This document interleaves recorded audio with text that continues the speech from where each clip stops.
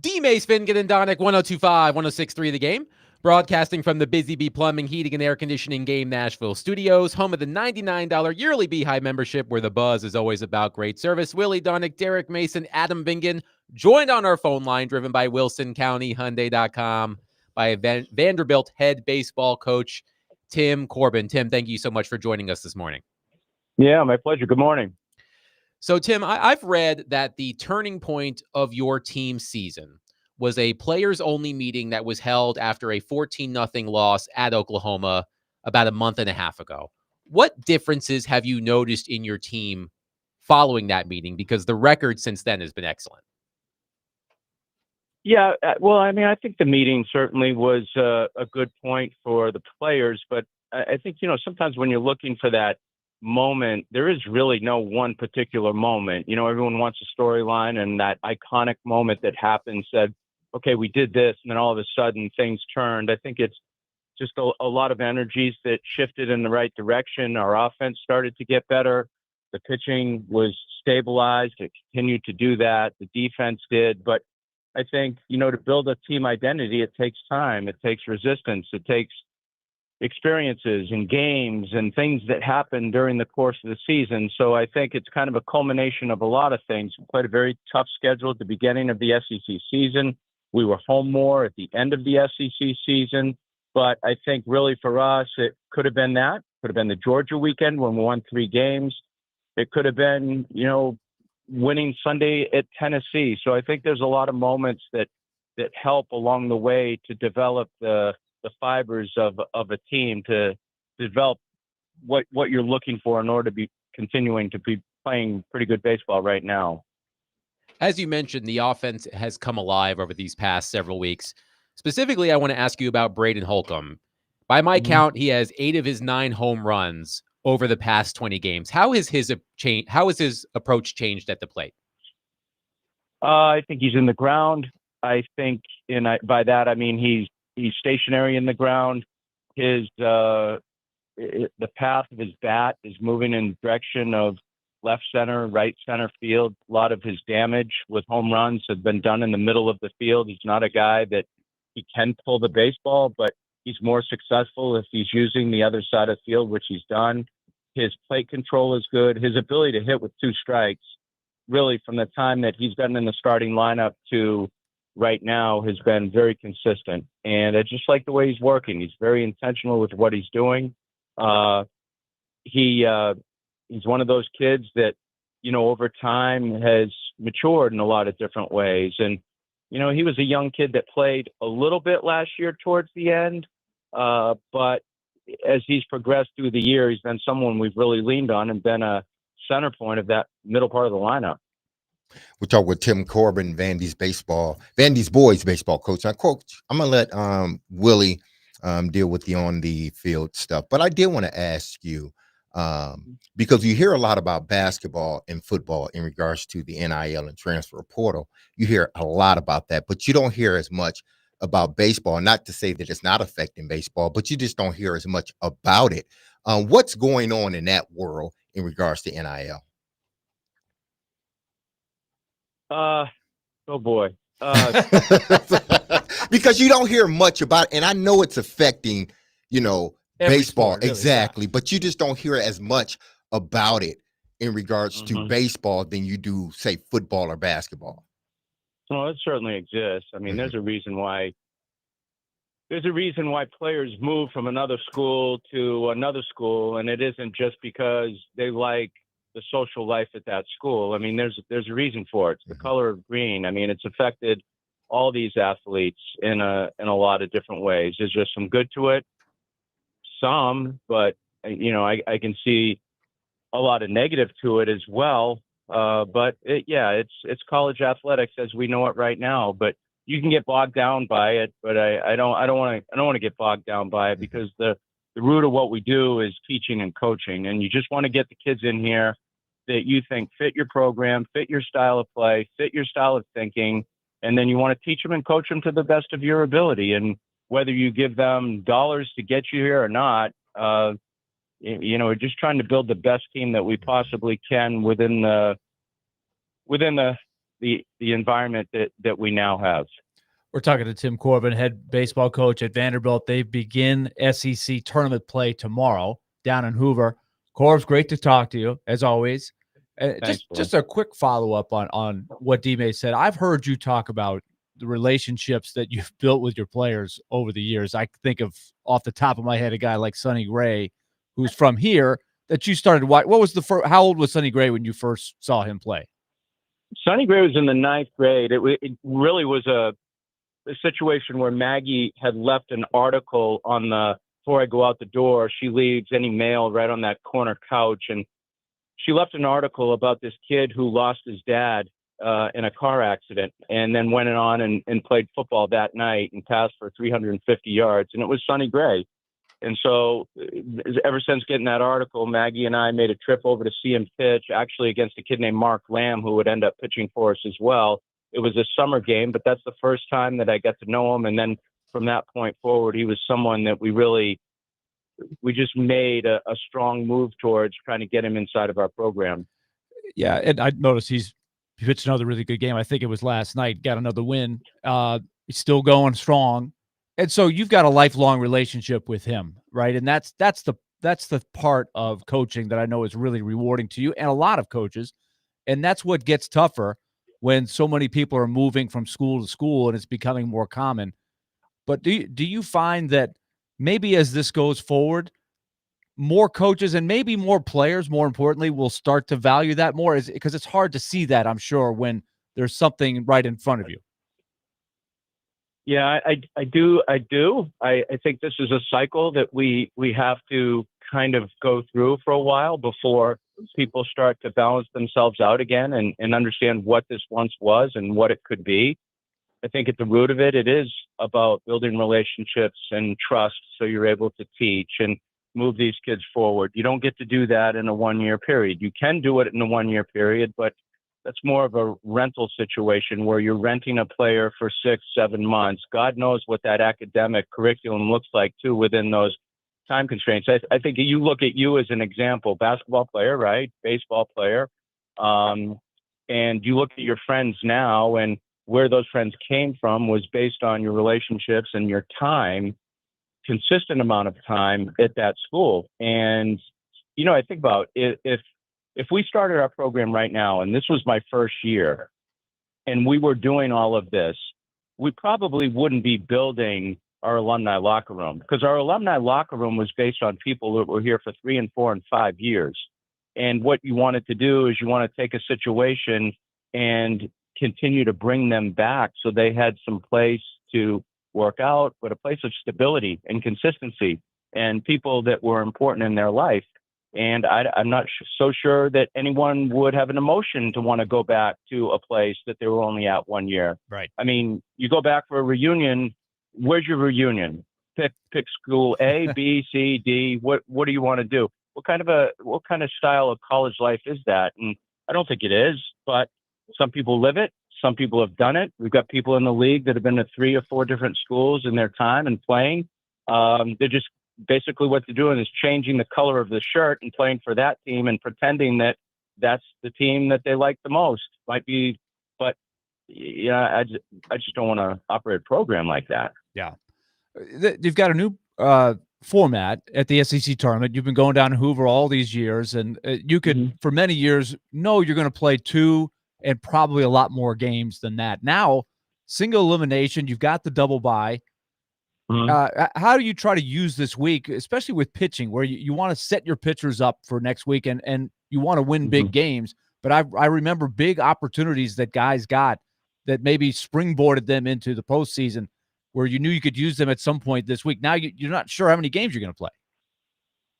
No, you don't. But I think for a team like Vanderbilt or the top 4 seeds, it makes for a pretty good situation, because if you do continue to win, it sets up just like a weekend. So for us, if we win Thursday, then we play Saturday. If you win Saturday, obviously you play Sunday. So you just keep your pitching in line. So it looks no different than what it looked like last weekend or what it potentially could look like next weekend as well. So I think that part is good. The single elimination, I don't know. We'll see. My only concern wasn't so much the single elimination, but the fans, is would they be willing to come out to the ballpark if their team was just playing one time? And I think we'll see. The SEC spends a tremendous amount of time, energy, and money on this tournament, and that's why Vanderbilt and our players love it so much, because it's a very unique situation. And oftentimes we've been here 5, 6, 7 days, and that, those days might be numbered now that you have single elimination, but we still treat it like the tournament that it's always been. You, as you normally do, have quite a few freshmen that have come in and played big roles. And it seems like every year, especially after COVID, where guys could play longer, it's harder for a freshman to come in and do really well. And now you've got this SEC with 16 teams. You've got teams, as we've talked about, the dynamic here. So how tough is it for a freshman now, and how excited are you for some of these guys that have come in and made big contributions for you? Well, it can be a little bit tougher, but there's still freshmen in this league that excel. And I do think amateur baseball has gotten better in some ways in terms of talent.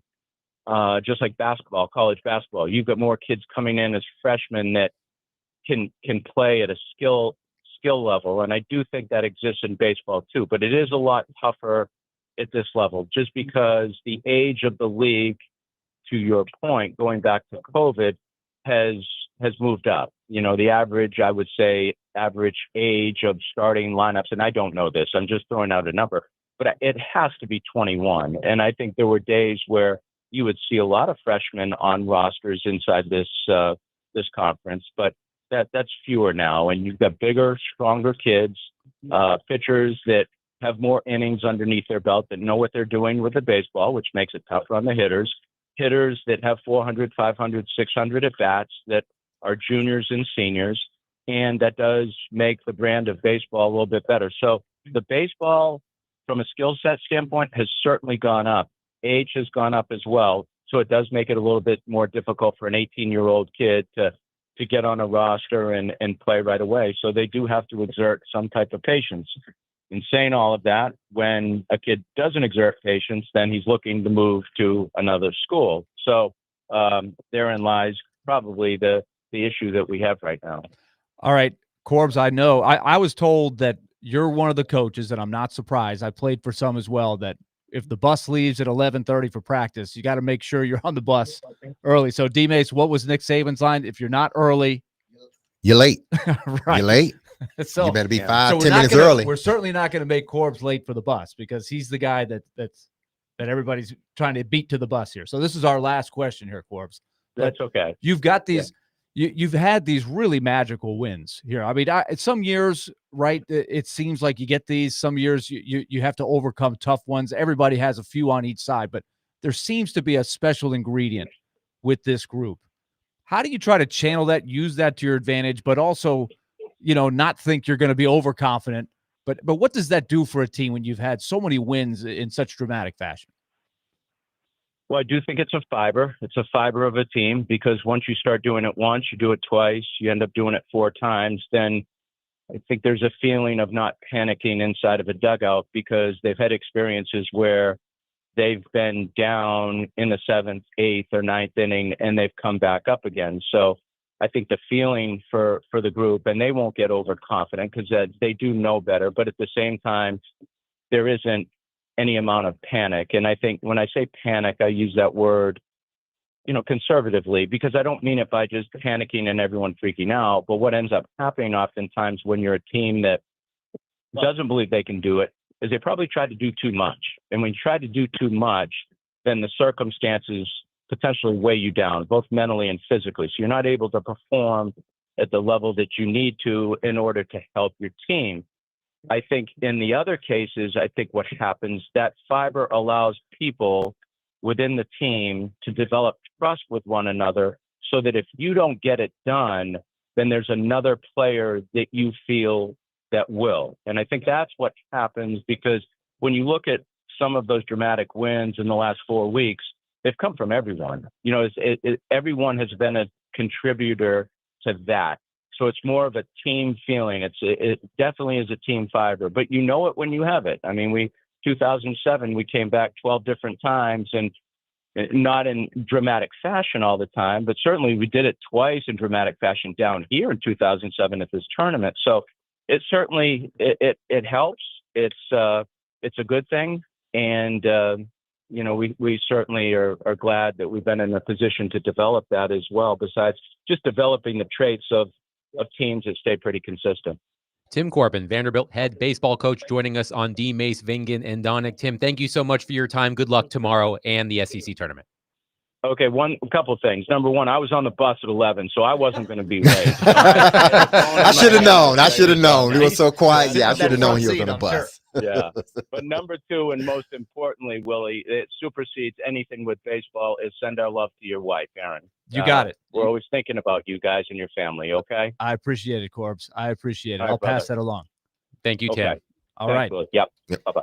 Tim Corbin joining us on the program. Vanderbilt opens SEC tournament play tomorrow against either Georgia or Oklahoma. Those two programs will play today. The winner will face Two Vanderbilt. pretty good teams. The winner will face Vanderbilt tomorrow at approximately 6:30 p.m. Central Time, and we will carry that game for you live right here on 102.5, 106.3 The Game. 615-737-1025. Coming up next, Brian Callahan shared something yesterday that ticked off two different hosts on this station.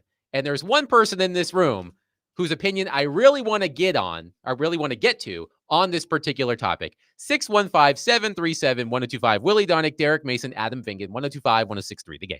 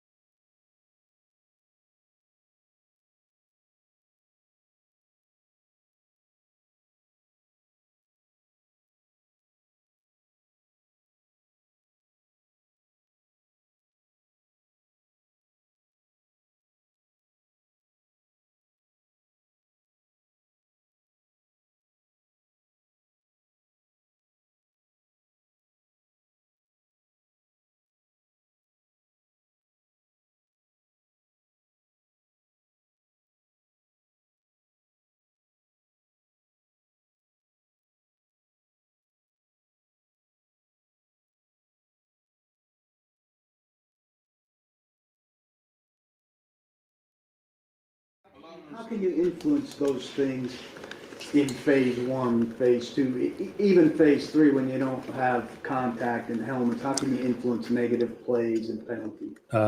You emphasize it like crazy. We spent a lot of meeting time wise, where we went wrong last year. We did the self-scout portion of it, the technique of things, but it's just the emphasis of it, making guys aware. At some point I can take you guys through now probably isn't the perfect time for it, but just how we've set up the off-season program. I think guys have really bought into it. You can maybe ask them a few more questions and maybe they'll give you some more insight, but how we set it up, we divided our team into competitive teams. We have 8 teams now that compete daily, which you guys have seen some of the stuff on social media, just post-practice competitions. There's points on the line for everything we do. So there's an emphasis daily, and there's negative points. So to your point, Paul, about, how do you teach it? Well, if you jump off sides in a group drill, those are negative points for your team. And so it's emphasized every day. We look at it, we talk about it. It's on our players' forefront of their minds. So every time we step in the building, so those are the things we have to get better at for sure on top of the scheme. But I'm excited about, what we've done and how we've done it, and we'll see if it pays off. That was Brian Callahan yesterday. There was something within that answer that ticked off 2 different people on this station. Willie Donick, Derek Mason, Adam Vingan. We are presented by Bet365. Whatever the moment, it's never ordinary at Bet365. It was that section about the competition that the players are having during off-season training activities. And you may be shocked to hear this, but Jared hated it. I think he compared it to Jared. I think he compared it to field day at middle school. But Big Joe Dubin also hated it. And I told Frazier this during the break. I'm going to coin a term that I don't think has been coined yet for Big Joe Dubin, who I believe is this station's leading Calla-hater. I think he has I think he likes Brian Callahan the least out of all of us on the station. That's just the vibe I get. So Big Joe Dubin is king of the Calla-haters. But I wanted to ask Derek Mason, who, by the way, played in the NFL, if you hadn't heard that before, about what he heard from Brian Callahan. And do you like this idea? Is this something that you experienced when you were playing? Are we blowing this out of proportion, which is something you can often say about Jared Stillman, and I guess to an extent Big Joe Dubin sometimes? What did you make of what Callahan said there? Okay, listen, if you don't like it, okay, all right, whatever. But to go overboard with it, to make it like this, like, oh, you can't do, like, how dare you? Like, that's the part I don't understand. Listen, everything ain't for everybody. That's what I know. You know why Michael Jordan was the greatest basketball player ever? Had nothing to do with his skill. Nothing. And he'll probably tell you that. It was because every story you hear about Michael Jordan, they talk about him competing, whether it's cards, golf, he didn't care. Hear the stories. They will tell you, like Mike, it's like Mike was an assassin when it came to competition, not basketball. It was competition. There's that infamous scene in The Last Dance where he's playing, was it quarters with the security guard? Yeah, so it's like, dude, do y'all not know that's what we thrive on? Players, Willie, we thrive on competition.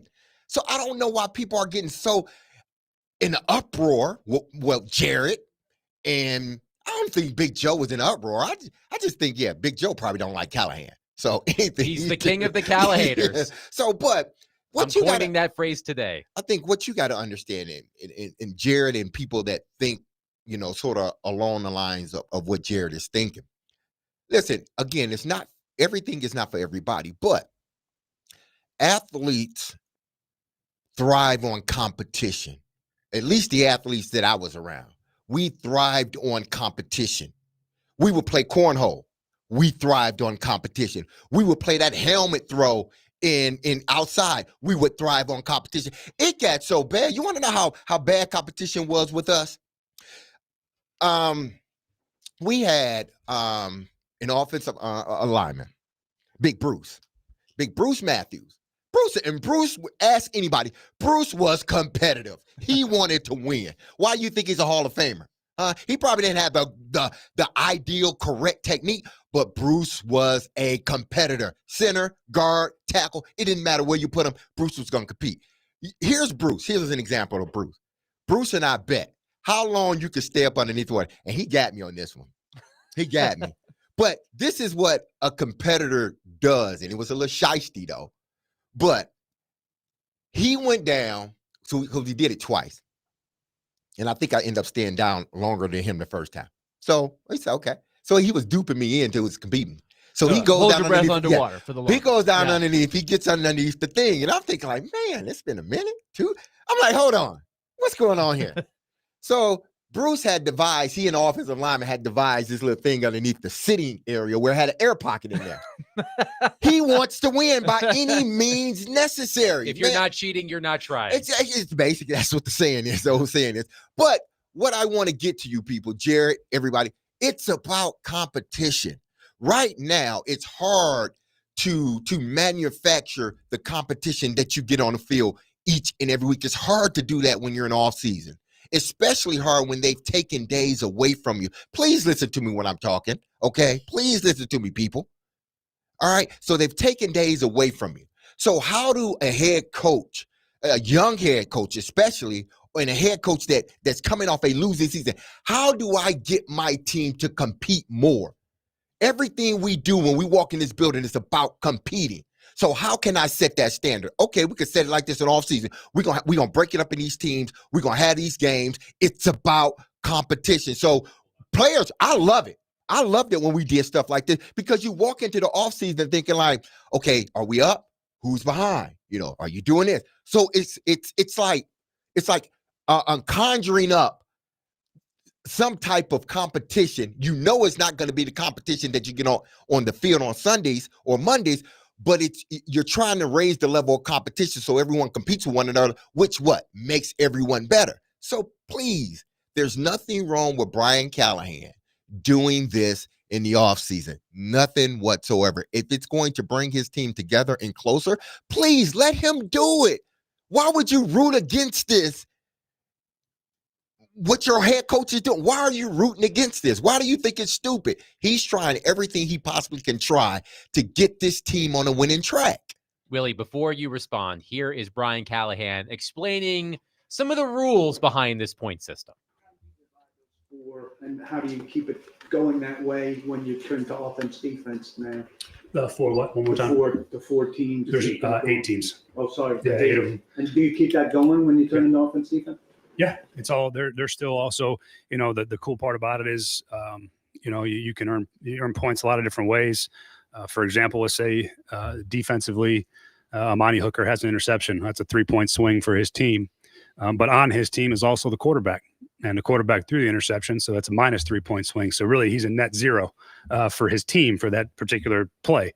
But what it does is you see more communication, more conversation, more accountability to other folks around the team, and they get to know each other on a different level than maybe just offense and defense. You know, that's one of the things I think we need to do a better job of, is just the whole team interacting more. You know, not just by position or by side of the ball. And I think so far it's been a lot of fun. I think the guys have enjoyed it, and I think it's also grown those leadership qualities, those accountability to each other, as opposed to, you know, just trying to be the best offense or the best defense that day. I think Dimas, you said it. I can't say it more passionately than you do, but I am 100% in your corner. I do believe that these are things that can be good tools for team building. It's so interesting to me that you brought up Michael Jordan, because my experience with this was derived from Michael Jordan's college coach, Dean Smith. We had a system because my head coach at Vanderbilt was Eddie Fogler, who played for Dean Smith. He was an assistant coach who helped recruit Michael Jordan to North Carolina. He brought that whole system to Nashville and us at Vanderbilt. We had a system called plus points. Similar. It wasn't groups of players, but all players, you earned plus points with mini competitions within a practice and attention to detail type of things in a game. You earn the plus points. What do the plus points get you? It gets you out of the post-game sprints, right? If you're earning plus points, you could cash those plus points in and get out of the sprint. So there was a reward for earning the plus points. But what did they really do? Team building Mhm. and attention to detail. Where did the Titans really lack last year? Those Tons areas. of attention to detail issues last year.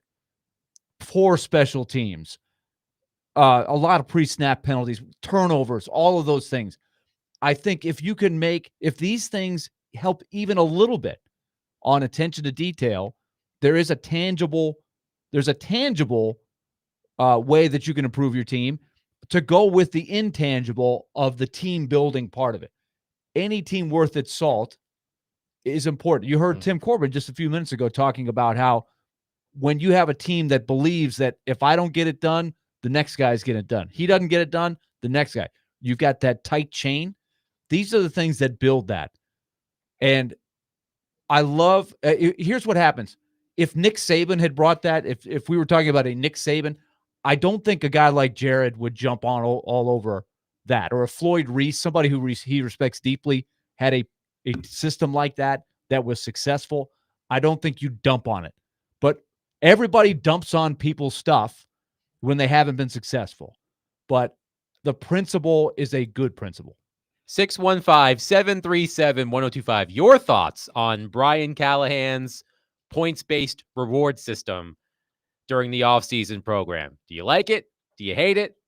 Let us know. 615-737-1025. Tune into 94.9 The Fan tonight as the Nashville Sounds take on Scranton Wilkes-Barre in a doubleheader at First Horizon Park. Pre-game begins at 4:50 and the first game starts at 5:05. Coverage is also available on the Game Nashville app and at theGameNashville.com. Sounds Baseball on 94.9 The Fan is presented by Twin Peaks and Family Leisure.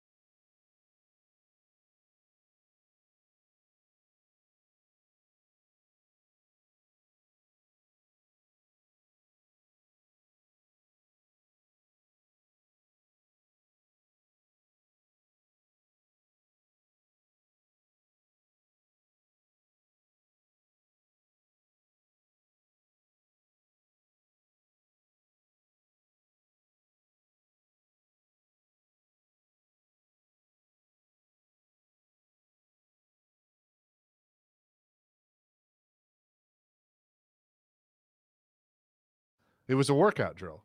Okay, go in the gym and do that. All right, that does not belong Well, in the practice field. the gym's too small, Joe. That you is can not do, you belong- can do that stuff outside. Like you're grasping at straws here. I'm not. A tug of war. Do you think a tug of war drill is going to get you to the Super Bowl? Be honest. Be honest with me. I don't know, but like it's why? not. But why is that so, like? Are you not working out? Is that not a workout? You get limited time on Is that that- practice field. That is not a workout. A tug of war Right. drill. That's not practice. That's part of working out. But you can go outside to do that. But don't your practice time? That's fine. not who said that was the practice You time. said No, it. I didn't. I said that was part of the things that they're doing and that football teams do that. in practice. And then they have the practice. You don't do that on the field. Good. If you want to do it someplace else, that's fine. That is not how you get to the Super Bowl. All right, guys, Titans, you can't work out on the field. You can only throw a football on the You field. can practice. If on the I field. see one of you do a sit up on the field, you're off the freaking team. Now you're going too extreme. Well, that's Don't what get- you sound like right now. Don't get upset. That's what you sound like. When you're not winning an argument, you team to lash out at people. Don't lash out at me. I'm telling you right now, a tug of war drill is not going to get you anywhere. That was Chasing Big Joe talking about Brian Callahan's spirit of competition. Big Joe Dubin, aka King of the Callahaters. And I want Derek to respond to that, but before he does, I do want to share what I immediately thought of when I heard this yesterday. And I heard it on Jared's show, so perhaps I was skewed by what Jared had to say. My 3-year-old son has a chart on the fridge with 6 or 7 tasks that he has to complete every day. In the morning, he's got to change his clothes. He's got to go potty. He's got to brush his hair. At nighttime, he's got to clean up his toys. He's got to brush his teeth. He's got to put on his pajamas. And every time he does one of those things, he gets a sticker. And if he fills the entire sheet with stickers at the end of the week, he gets a prize. It All could right. be, it could be a It's trip kind of to- like the Buckeye helmet. it could be a trip to get some ice cream or a new Hot Wheels car, something like that. So when I heard this at first, I thought Brian Callahan's basically doing what I do with my 3-year-old son. But I appreciated your perspectives on this as you explained in the previous segment.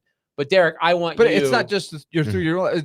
I use the Buckeyes, right? And there are a ton Yes. of football teams. It's Yeah. the same thing. You do something to help the team in whatever manner we decide, Mhm. right? It could be a hustle play, it could be Yeah. recovering a fumble or something, and you get the tomahawk or on a Seminole, whatever the Seminoles used to put on there. Tons of football teams do that. Yeah, you get decals, little small decals for things that you do to help the team, whether it be an off season. Team Yeah, building. that's what this is about. Team building, people. And Joe, listen, there's no data saying that it hurts them to do the tug of war or anything else. And you're right, there's no data saying it helps them.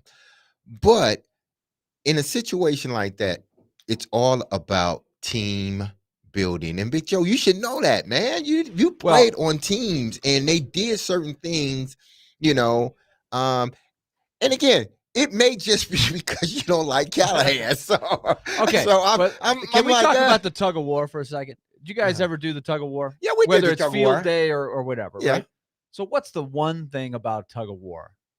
You cannot win tug of war by yourself. No, you can't. No. It's all about the group working Mm. and the guy next to you. It's everybody pulling the rope. It's symbolic. That's what you talk about as a team. That's why that drill, Mhm. like we had one at Vanderbilt where literally we had teams of 4 and you pushed a car up the parking garage and we timed it, Mhm. right? So we drafted teams. These are just team building things, right? It doesn't, whether it's tug of war or something goofy like pushing a car up a parking garage or other goofy things, it's unique drills Mhm. that are designed to challenge you physically. Mhm. Like I know Vanderbilt baseball, you may know of the Omaha Challenge. This is something they do in the preseason conditioning, a series of things you do individually and as a group where you challenge each other, and it's a team bonding thing. But it's a physical thing, but it's also how do we bond and rely on the guy next to you to build that mentality and attention to detail. And you might say, well, at the pro level, if you don't have that by the time you get to a pro, are you really going to learn it at the pro level? Maybe not. Maybe it's No, more of a college thing, but I still think it has value, especially for a team that last year was very lacking in that attention to detail and team bonding But area. this is something I think what people got to understand. This isn't something, oh, you learn it and okay, now it's because I've learned it at this team. I don't need that type of bonding with my new team. No. You know why you need the bonding with the new team? Because it's a new team, new players. What you did at your last stop was great, but now you've incorporated yourself into a new environment. So now we got to know, we got to find out, how do we get that cohesiveness as a unit? And if doing things having little things, competitively, in practice or in these camps, there's nothing, and I repeat this, there's nothing wrong with that at all. Prime example, that little game we used to play, and they still may play it. When we, go around in a circle with the bat on our head, go around in a circle, and then we run. Oh, man, I used to watch that. Yeah. Y'all, the same people that complain, y'all loved that, didn't y'all? Y'all love seeing them do that. Why? Because they made an ass of themselves, really. That's why you still love seeing it. But y'all love seeing it because it was funny. And it was funny. But it was competition to us because whoever won didn't have to run at the end of camp. Duh. It's about competition. So whether it's tug of war, whether it's spades, whether it's dominoes, whether it's cornhole, it doesn't matter. We players love competition. Again, Michael Jordan was the greatest basketball player ever. Why? Not because of the skill, even though the skill was off the chart. Not because of the skill. It's because he was more competitive than anybody out there. So to me, there's no price you can put on how can we make our team more competitive. My game in field day, by the way, was the one where you have to carry the egg on the spoon and run without dropping Yes. it. It's a very important game. Here's You're one, pulling the rope for your team. Here's one of the things that Ty Law told me. Ty Law was doing an interview and I heard it. And they were talking about like what guys, just kind of like you really have to. And he mentioned my name and I'm thinking like, oh, okay, that's big for me. Like you got a all pro guy and it's going to be a Hall of Famer. I think he might have been in a Hall of Fame. I just got inducted. And my name was mentioned in that. He said, because he kept going. It was like he kept going. And you couldn't take a playoff. It was just like a net. He kept coming at you. And you know why I kept coming at you? Because it's competition to me. That was taught to me as a kid with older brothers. You always want competition no matter where you go. If you ain't competing, you ain't living. So, Jared, you got to compete, man. That's what the Titans are trying to do, man. They're trying to set an environment where they are competing even when they go to the training room. I want them competing to see who gets in there first. No, we're laughing, but that's what it's about, man. And if you haven't been in that environment, it's hard to really, and I don't want to make it seem like because you wasn't in it, you'd have no idea. What I'm saying is it's hard for you to understand sometimes why coaches do certain things. You may think, oh, that's a little kiddish, high schoolish, but to him, the coach, it's not. It's about building the team. We have a clip from Tony Pollard explaining his thought on it. Here was Tony Pollard yesterday. What was that? Have you been scoring some points? Yeah, we got a good score right now. Who's on your team? It's about 10 or 12 guys right now. So, yeah, got about 10 guys on my team. And associate captain of your team? Right now, I'm the captain of the team. The associate captain is Sweat, T. Sweat. That's a good question. I'm not sure what the prize is. I just know guys are competing, making it fun, and it's a good thing to have that, that fun energy around the building. Do you know what the punishment is that you're trying to avoid for coming last? I don't, but I just know I don't want to be last. So there you go. That says it all. Like it doesn't matter what you're playing for. It's about the competition between each other. That said it right there. He said it right there. It's just one word, man. So why are we even having this conversation or making it such a big deal that, oh, they're doing this? Tony Pollard just told you, man, it's just about competition. He doesn't want to come in last. That's a guy I want on my team. He doesn't want to come in last. He's a competitor. And he was one of the best players on that team last year. To be clear, this is how Jared explained it yesterday, at least how he teased the segment on Twitter. Quote, the 8 competitive teams thing Brian Callahan introduced this offseason to be more competitive is truly one of the dumber things I have ever heard. This is the NFL, not a week-long summer camp for elementary school kids where lunch may or may not be served. See, that's someone that truly doesn't. I'm sure he's been on a team. I'm not going to say Jared. He's on a team here. You may have heard this before, but he was part of the Louisville women's basketball team. Yeah, so he was part of a team. He was a part of the team. But, Jared, in this situation, I know it is hard for you to understand. It really is. And it is hard for you to understand why he's doing what he's doing. As a player that have been in those locker rooms, I understand why he's doing it. Am I in agreement with any, a lot of things or something, everything that they say or a coach do in regards to? No, I'm not. But listen, it's about competition. It's about bringing you closer together as a team.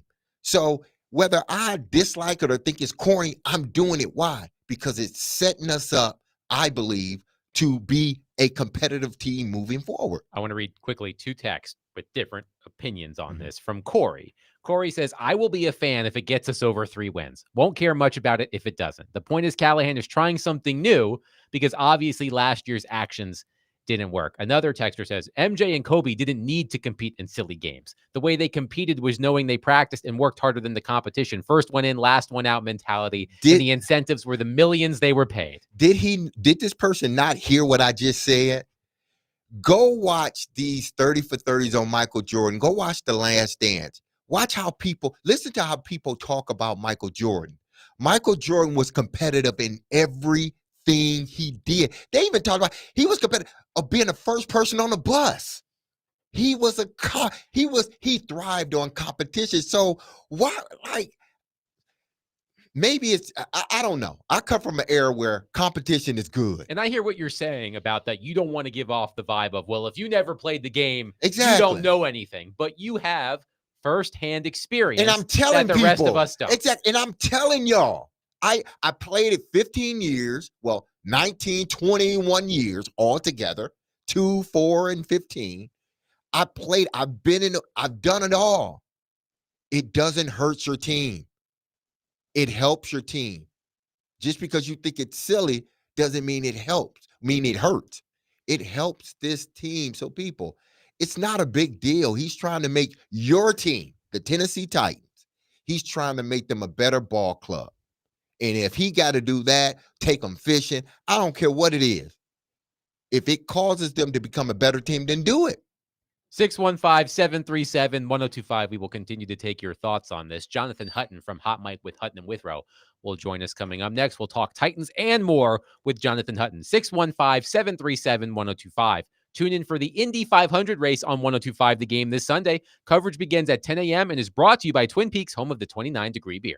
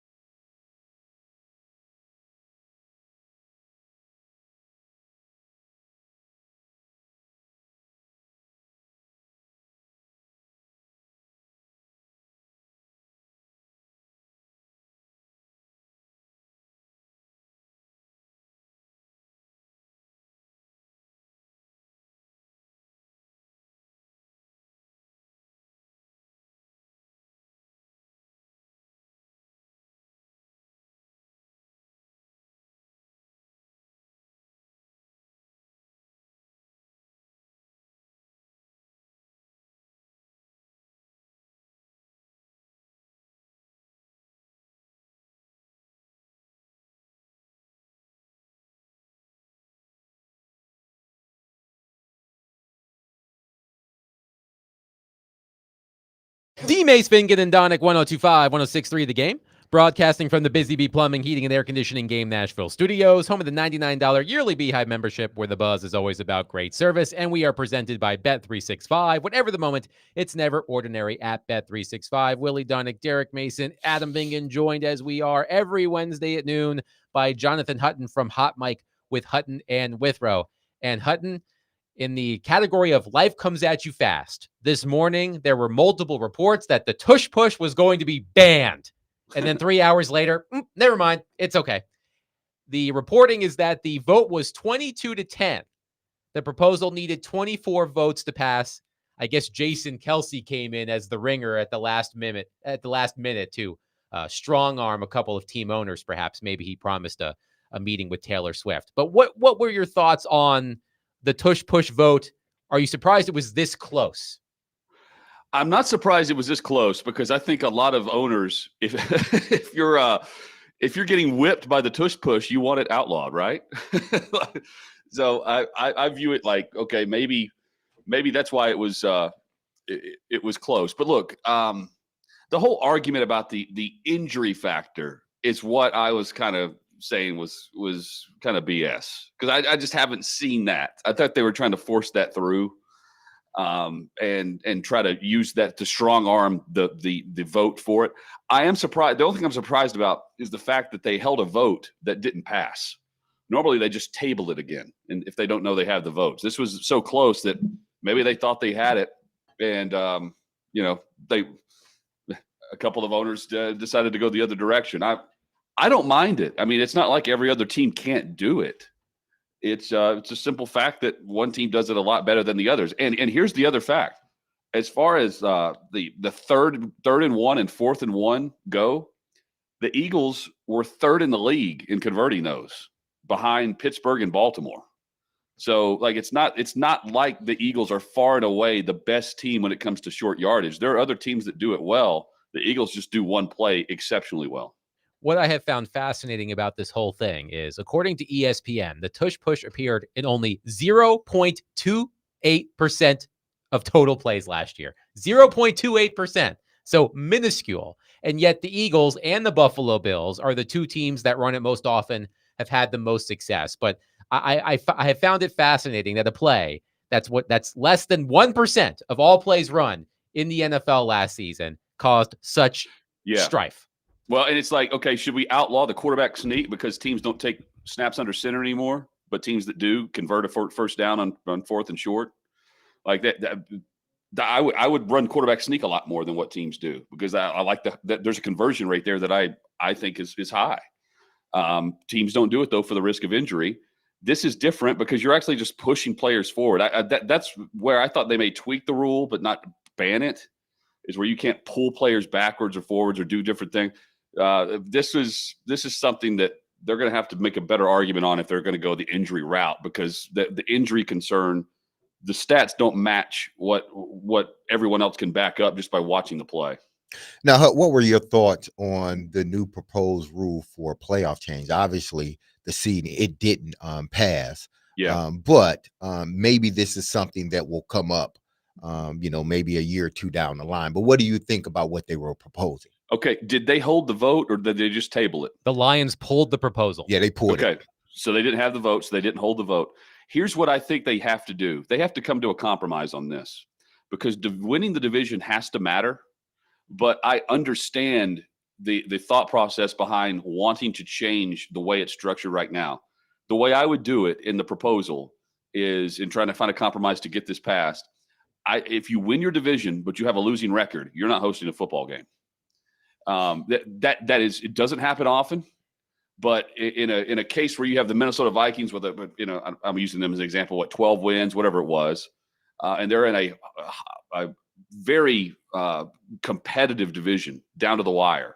And then you have something like the AFC South or the NFC South, like we've seen in recent years, that are limping to the finish line and don't beat any teams other than their division. I get that sentiment of we should be hosting a playoff game here. We should have to go on the road in wild card weekend.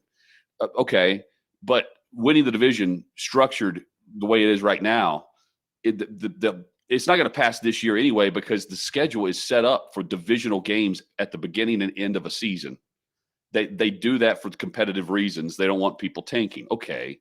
They want great games at the end of the season. This new structure would provide that too, but I think it needs to be tweaked a bit where you could still gain home field advantage, and that's the price for winning the division. Unless you just you're the worst, you're the best team of a worst division in football, and some of the best teams are left on the outside on the travel window. I think that passes, and I think they're eventually going to hold a vote that passes next year.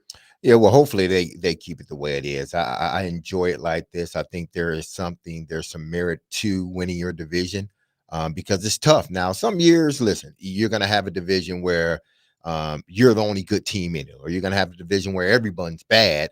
And, it's just, it happens. Or you're going to have a division that is highly competitive.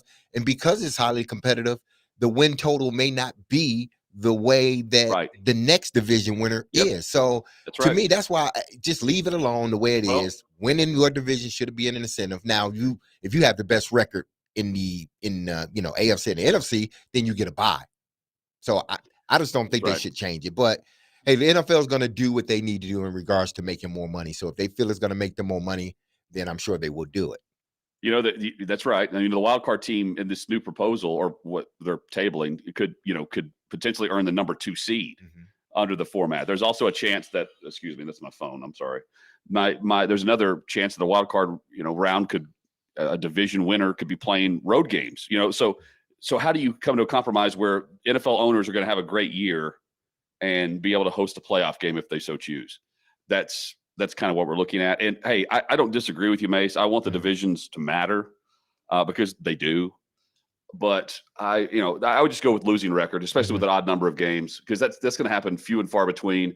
Plus, with the new playoff format right now, if you just compare it to last year, there's not a lot of changes that would have occurred with the matchups we saw in round one, especially in the AFC. Jonathan Hutton is with us. So, Hut, what were your first thoughts when you read that the NFL players could end up being representative of a flag football Olympic team? This was a codlock cinch, Willie, for approval. And here's why. It's not because they want to go for gold. I'm talking about the owners. They want to go for international expansion. And the best, easiest layup for them is to allow them to participate in the Olympics, put their stars in the Olympics, global audience. You teach the game to countries who don't know American football all that well, and you grow the interest level as you expand across the globe. That's what they're doing here. They're limiting it to 1 player per team. I know the injury concerns. It's a flag football game. They're playing that in a Pro Bowl anyway, where 100+ players have the opportunity to play whenever the opt-outs occur. The only thing that I raise an eyebrow to, and I wonder how it's going to be handled, is Lamar Jackson going to miss training camp? Is Patrick Mahomes going to miss training camp? Well, that was kind of where my thought went, Hut, because I think Lamar Jackson probably would be a heck of a flag football player. Oh, yeah. But I remember what Pat Spuduto, when he was coaching the Cats, used to say all the time. He said there's a particular type of player that excels in arena football, right? A guy that's got to play both ways. There are certain guys that can play arena football that definitely can't play NFL football, but there's also it's not like it's automatic that every NFL football could step on an arena field, because it's a unique skill set that you're looking for. Flag football strikes me as a sport that is definitely going to be true. Like, I wonder who the best flag football players in the world are going to be. It may not be Barry Sanders and Walter Payton, and you know what I mean? It could be a weird set of people. You're like, wait a minute, that's our best flag football guy? But it might be true. Though, Willie, I'm not going to win that open tryout in the United States if the NFL player is going against me for flag football. Well, we can eliminate you and I and Adam and maybe even Derek at his age at this point. The other thing I thought, though, guys, unless it's a 50 and over. Exactly. 50 and over flag football. Now we're talking. I'm in the co-ed league. I'm asking myself, too, when I see this, like, who's competing against us? What are these games going to be like at this level? Right. I mean, I don't know. It feels like it feels open canvas. It feels like the dream team in the early 90s. Yeah. But like is it similar to 3-on-3 basketball that we saw in the Olympics, where I think it would have some of that vibe, don't you think? Yeah, and what would it be like if NBA players played that? I think the 3-on-3. I think the United States actually would struggle a bit at 3-on-3 with the way that's set up initially, and then it would catch on. In football, I'm not so sure. Not with the athleticism and just the the quarterback play alone, and some of the players that you could choose from. Yeah, I see. I want to dive into more of this. How many players do you have? What are the rules? What are the rules? But how also, long like, are you what's going the to practice strategy? together? You got to have players. Yeah, in like practice. what's the strategy of picking one player per roster across the NFL? Like that's another thing too. I'm intrigued by it. I'm not surprised that the NFL owners, it was 32-0 on the vote, because again, Goodell's mandate and money. what his legacy wants to be is international expansion, global expansion. He's going out in 2027, and they're going to replace him with, I think, 2 people, not 1, as commissioner. They're going to split up the roles, and one of them is going to be overseeing all things global. And Goodell's going to go out with that type of look at all the games that they're adding. They'll have an 18th game that's going to be international per team, I think, by then. And they'll be coming off the heels of the Olympic Games. I do want to note, Hutton, that according to Mike Florio, per the NFL, the flag football competition will be July 14th through 21st in 2028, a week before most veteran reporting dates for training camp. So somebody's going to get hurt. Thought it was going to be August. It's going to happen. Yeah. But still, I don't think in a situation like that, it being so close to training camp, I can't see any head coach like, nah, you ain't putting my player out there. You're just not doing it. We too close to camp. So how are they going to participate in this thing? And wasn't that part of the issue with the NHL pulling out of the Olympics for a few cycles because of the insurance payments, right? The IOC wasn't going to pay the insurance. The NHL teams were going to have to pay the insurance. I believe that's what happened. And that's why the NHL. I do think that was an issue. Right. But I think even on a simpler level, if you take a look at this last Four Nations face-off, as great as it was, the injury to Matthew Tkachuk is still lingering. Now his team is still that good that they can win with him at less than 100%. But he didn't play again in the whole regular season. So that's the thing. Like I would definitely say that the odds would tell you somebody's going to pull a hamstring or something and be out for a couple of months, or have a non-contact injury that has big headlines. And so is out now for the first 2 months, and you're like, why did we send this guy to the flag football? Who cares about flag football? One more point on this. Look at it from the player perspective too. And Mace, you can talk to this, but like everybody can put themselves in these shoes. The NFL players, compare them to NBA from the global perspective, NBA or MLB, hockey, with what we just saw. They now have a chance to market themselves globally as well. So like the true like 10 to 15 superstar players in the league can now showcase themselves at the Olympic Games, go for gold, which I think I want a player on my roster that wants a gold medal. That's what you can do in the other leagues. Yeah, I want that drive. But I would say, man, the marketability of this from all sides from the NFL it's just kind of it's a check in the box. It's a no-brainer whenever the vote came up. And I can see teams around the world saying, we could never have football the way it's played in the USA. Right. But it's such a specialized thing, flag football, that if you train and you study and you work at it, you could probably come up with we could win in flag football. And absolutely. And don't disregard this. It's going to be big in the United States because girls are going to start playing flag football. Mm-hmm. Yeah. The NFL has already invested in a professional women's flag football league. So that's also going to be part of this. They're going to my high school right now is playing girls flag football. This for TSSAA. Yeah. So don't put that on the back burner either. This is about, the United States push too. The NFL is going to be behind those types of leagues for female athletes to get involved in football.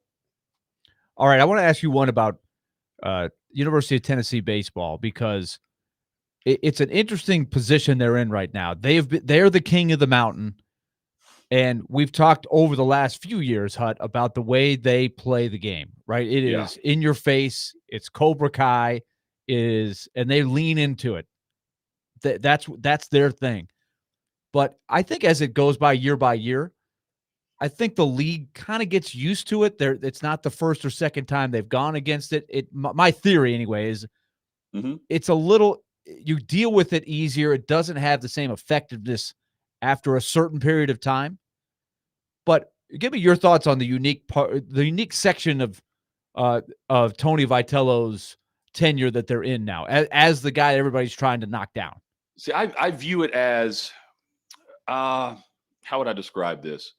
It's like the guy on the team, on the opponent's team that you hate, but you would love to have on your own roster. Bill Lambier. Yeah. Good example. There you go. Like, yeah, it's just, Matthew Kachuk would be another one. Yeah, another good one. It's just the irritant. It's another part of the noise that you have to block out from being a distraction in the middle of a game. If I'm playing, from a fan perspective, I think it's great because if you love or hate the idea of what you're watching, it's polarizing. No doubt. And I think that's great for the sport that has really caught on in recent years. I don't know if you guys are agreeing with me or not here, but I'm not saying take it up another level. I think it's at the level it can be. But as long as if everyone's doing it, then I would say this is a bit too much. But the fact that you have there's always that one that one group or that one player, that one coach in every sport that just kind of just gets at you. And SEC baseball's got it. And, college baseball's got it with Vitello. And the thing is, you have to be willing to lean into it if you're that team. And they lean into it. I'm curious. They recruit to it. That was another thing that I'm curious is, do they recruit those types of guys? I feel like there's got to be part of the equation. Right? Yeah. And so now I'm curious if they have to go on the road to defend their title, which they might. They might squeeze in a home regional in the first round, but it may not be as easy a road as it has been. Not that it's ever easy.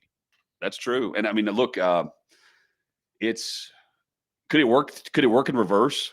Could the trash talk then go at them and kind of fire them up a bit? I don't know.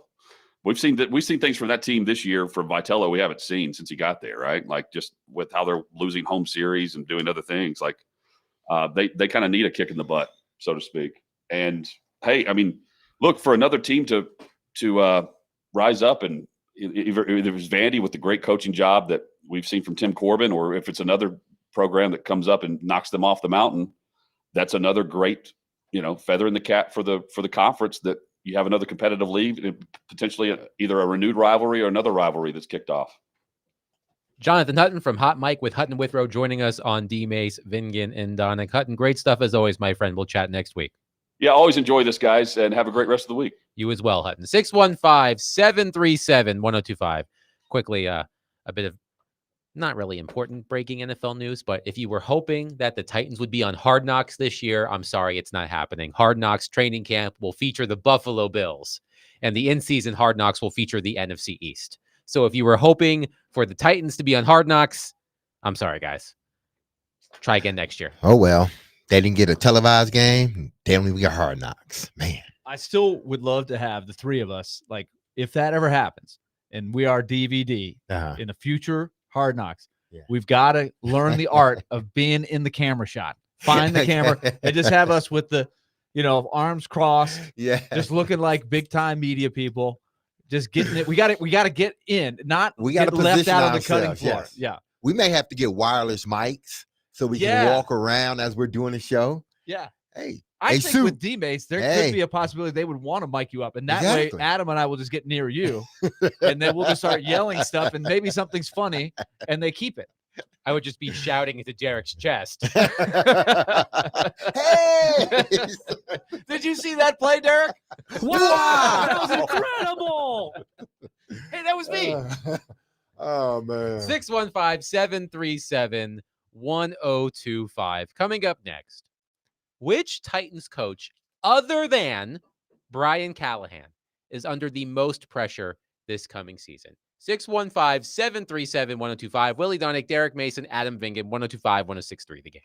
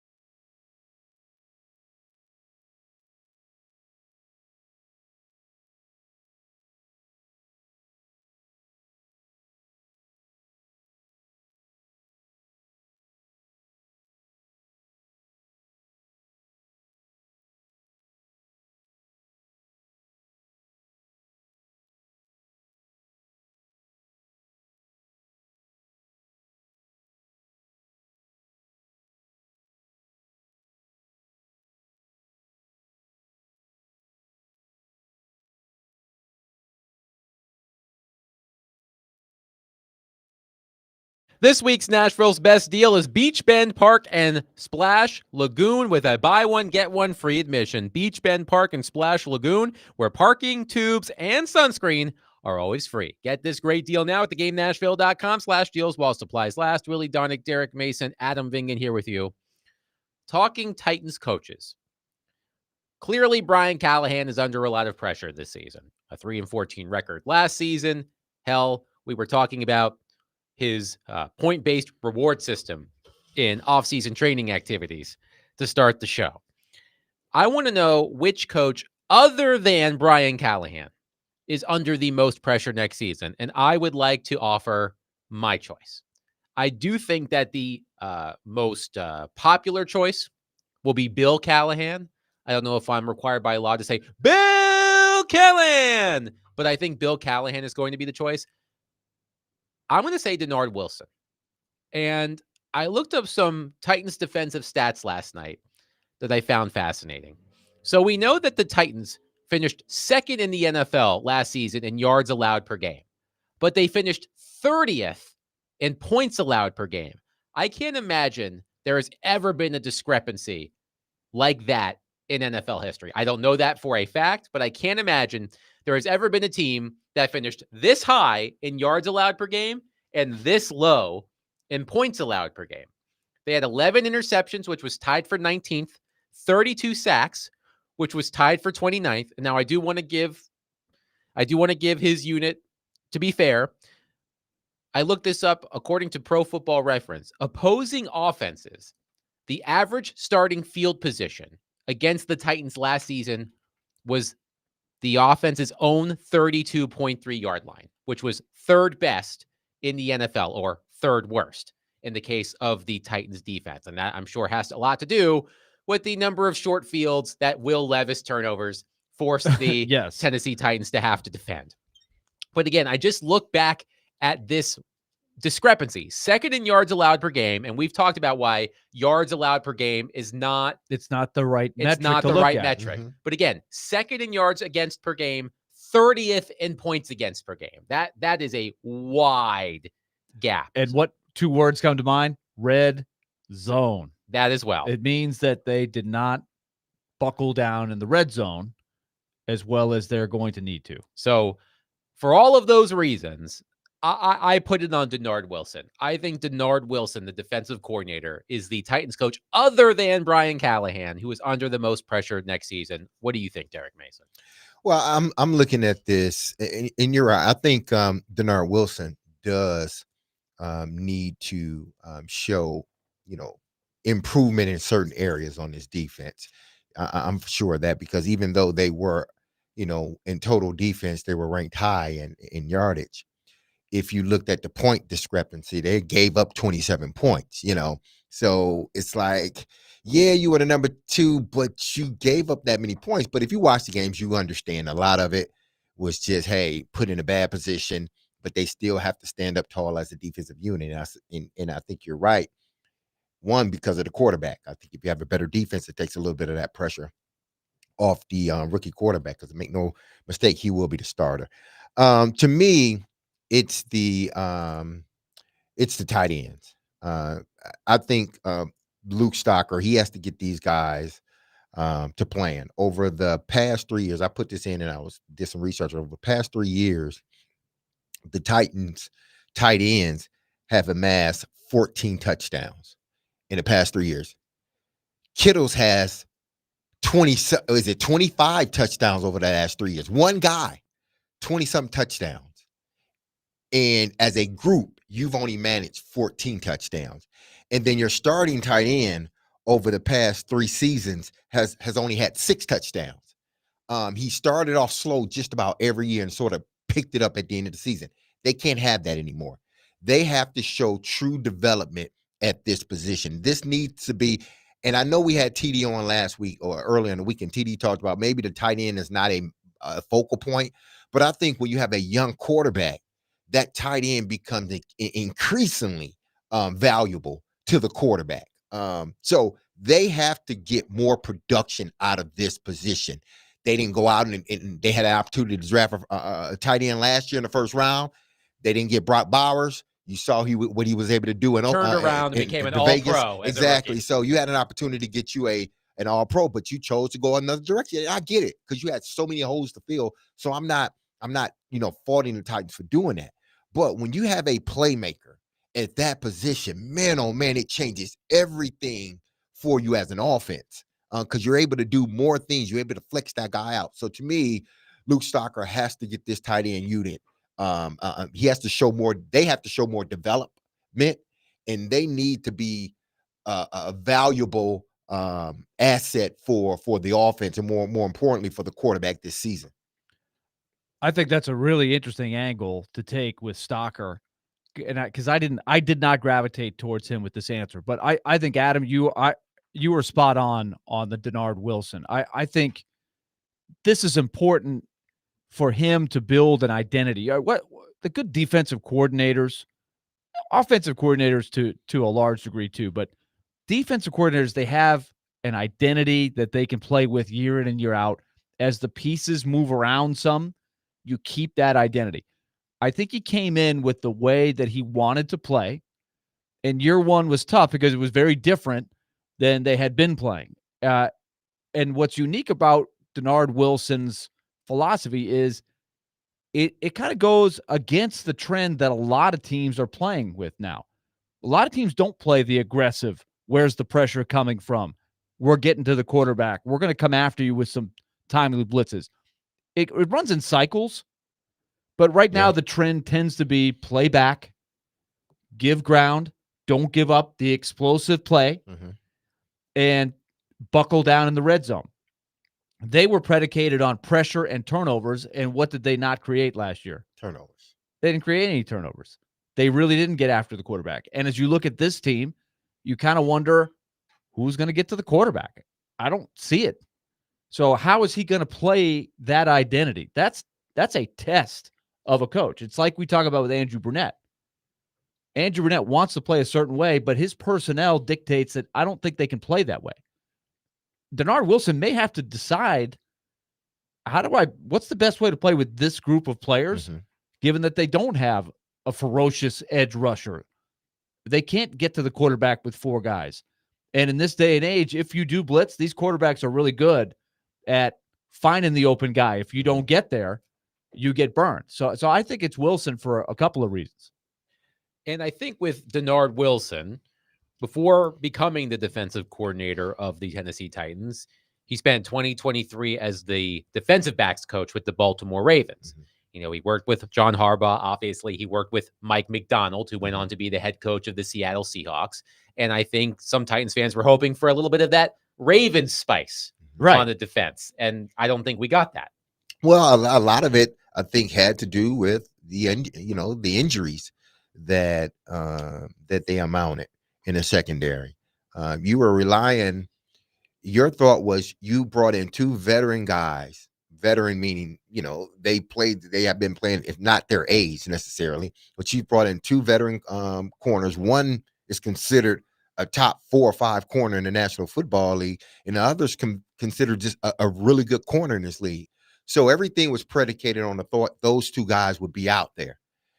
Come to find out, they, come to the beginning of the season, they're not out there. Well, they are, but then they end up getting injured. So now you got to play the rest of the way. You still want to play that aggressive style defense, but it's like I don't have the corners that can necessarily do it. So what do? Do I pull off and try not to bring pressure? If that's the case, we'll never get pressure. That's the Titans' problem. They don't have somebody that can legitimately on the outside. I'm not talking about the two guys in the middle, but even though Simmons needs to get some more sacks, he does. He needs to play better this year than he did last year. But I'm not talking about the bulk of the sacks coming from the two interior guys. I'm talking about the outside guys.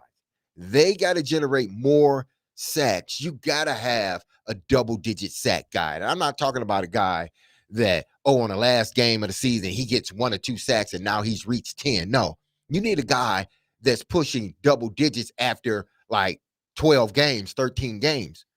That type of guy puts pressure on offenses.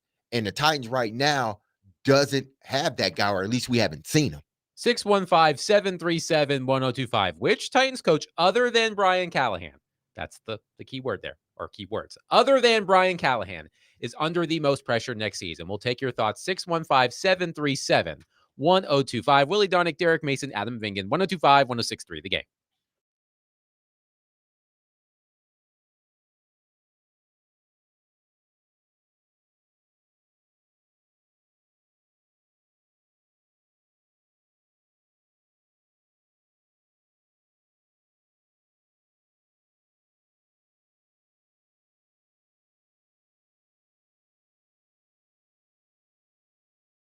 All right, let's talk Loan Pronto. If you are trying to solve the puzzle of your financial picture right now, and it might include some car payments, maybe in that puzzle is a home improvement project, you want to upgrade a room or something, or maybe you just got some other bills that have some high interest debt to it. Fear no more. We've got the system for you. Loan Pronto has what's called the Rapid Equity Loan Program. They use your home's equity. If you're a homeowner, you've got cash at your disposal and you can improve your financial situation. So call Loan Pronto right now for a free instant home appraisal to find out how much cash you can get in the next couple of days. This is the other part of it. You can get cash out quickly without touching your low rate first mortgage. No appraisals, no waiting, and no BS. Loan Pronto is A+ rated by the BBB and have nearly 2,500 5-star Google reviews. So don't wait any longer. Just call 615-499-5780 or go to loanpronto.com. That's 615-499-5780 or loanpronto.com. Equal housing lender, NMLS 166-1781 on approved credit, NMLSconsumeraccess.org.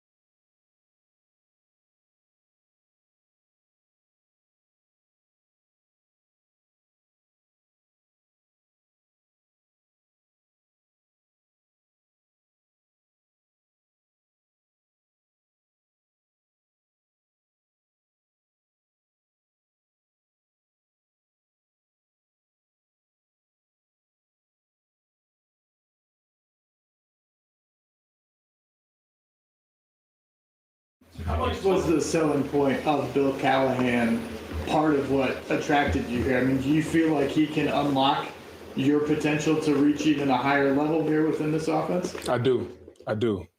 Just looking at some guys that he's worked with in the past, looking at guys that he's progressed, offensive lines that he's had a grasp of. I do. And like I said, we had a good lengthy conversation, and just what he's looking for me, and helping some of these younger guys come along in their roles and their careers as well. So I feel like it's more of a beneficial or mutual relationship, shall I say. Me wanting to come here and help some guys out, progress in their careers, and Bill doing the same for me. That was new Titans offensive lineman Dan Moore Jr. talking about Bill Callahan. By the way, Dan Moore Jr., according to Next Gen Stats, allowed 16.5 sacks last season, the most among any offensive lineman with at least 200 pass blocking snaps. Ooh. So we hope that for Dan Moore's sake, he does better than that. But in talking about which coach is under the most pressure other than Brian Callahan, none of us mentioned Bill Callahan. Skylar on our text line says, Bill Callahan, this offensive line has been the worst in the league for 3 to 4 years. He came in last year and was supposed to be the Lord and Savior. Bill Callahan has to fix this offensive line this year. And I do get a little nerdy, and by a little, I mean very, very nerdy on this program because that's just my nature. And I've always likened Bill Callahan, at least how we perceived Bill Callahan, as like an attribute booster in a role-playing video game like Final Fantasy. It's like Dan Moore's pass blocking technique is a 60, but if he's coached by Bill Callahan, that improves to a 66. And that's how I thought of it last year. Obviously, that didn't happen, but you're hoping, Willie, that with Dan Moore, and as I said, the sacks allowed stat, it's ugly. But I do agree with Jared when he's talked about Dan Moore. He has said that Dan Moore has been a starting left tackle on a playoff team each of the past however many years with the Pittsburgh Steelers, and he plays every game. So you hope that with a steady presence at left tackle, J.C. Latham, another year under his belt, moving over to right tackle, Kevin Zeitler at right guard, growth from Peter Skoronski, you're hoping that this offensive line is set up to have more success than other versions of the offensive line, like the San Francisco 49ers are apparently going to experience by signing both Andre Dillard and Nicholas Petit-Frere at the same time. Boy, are we going to be watching those two guys on that team.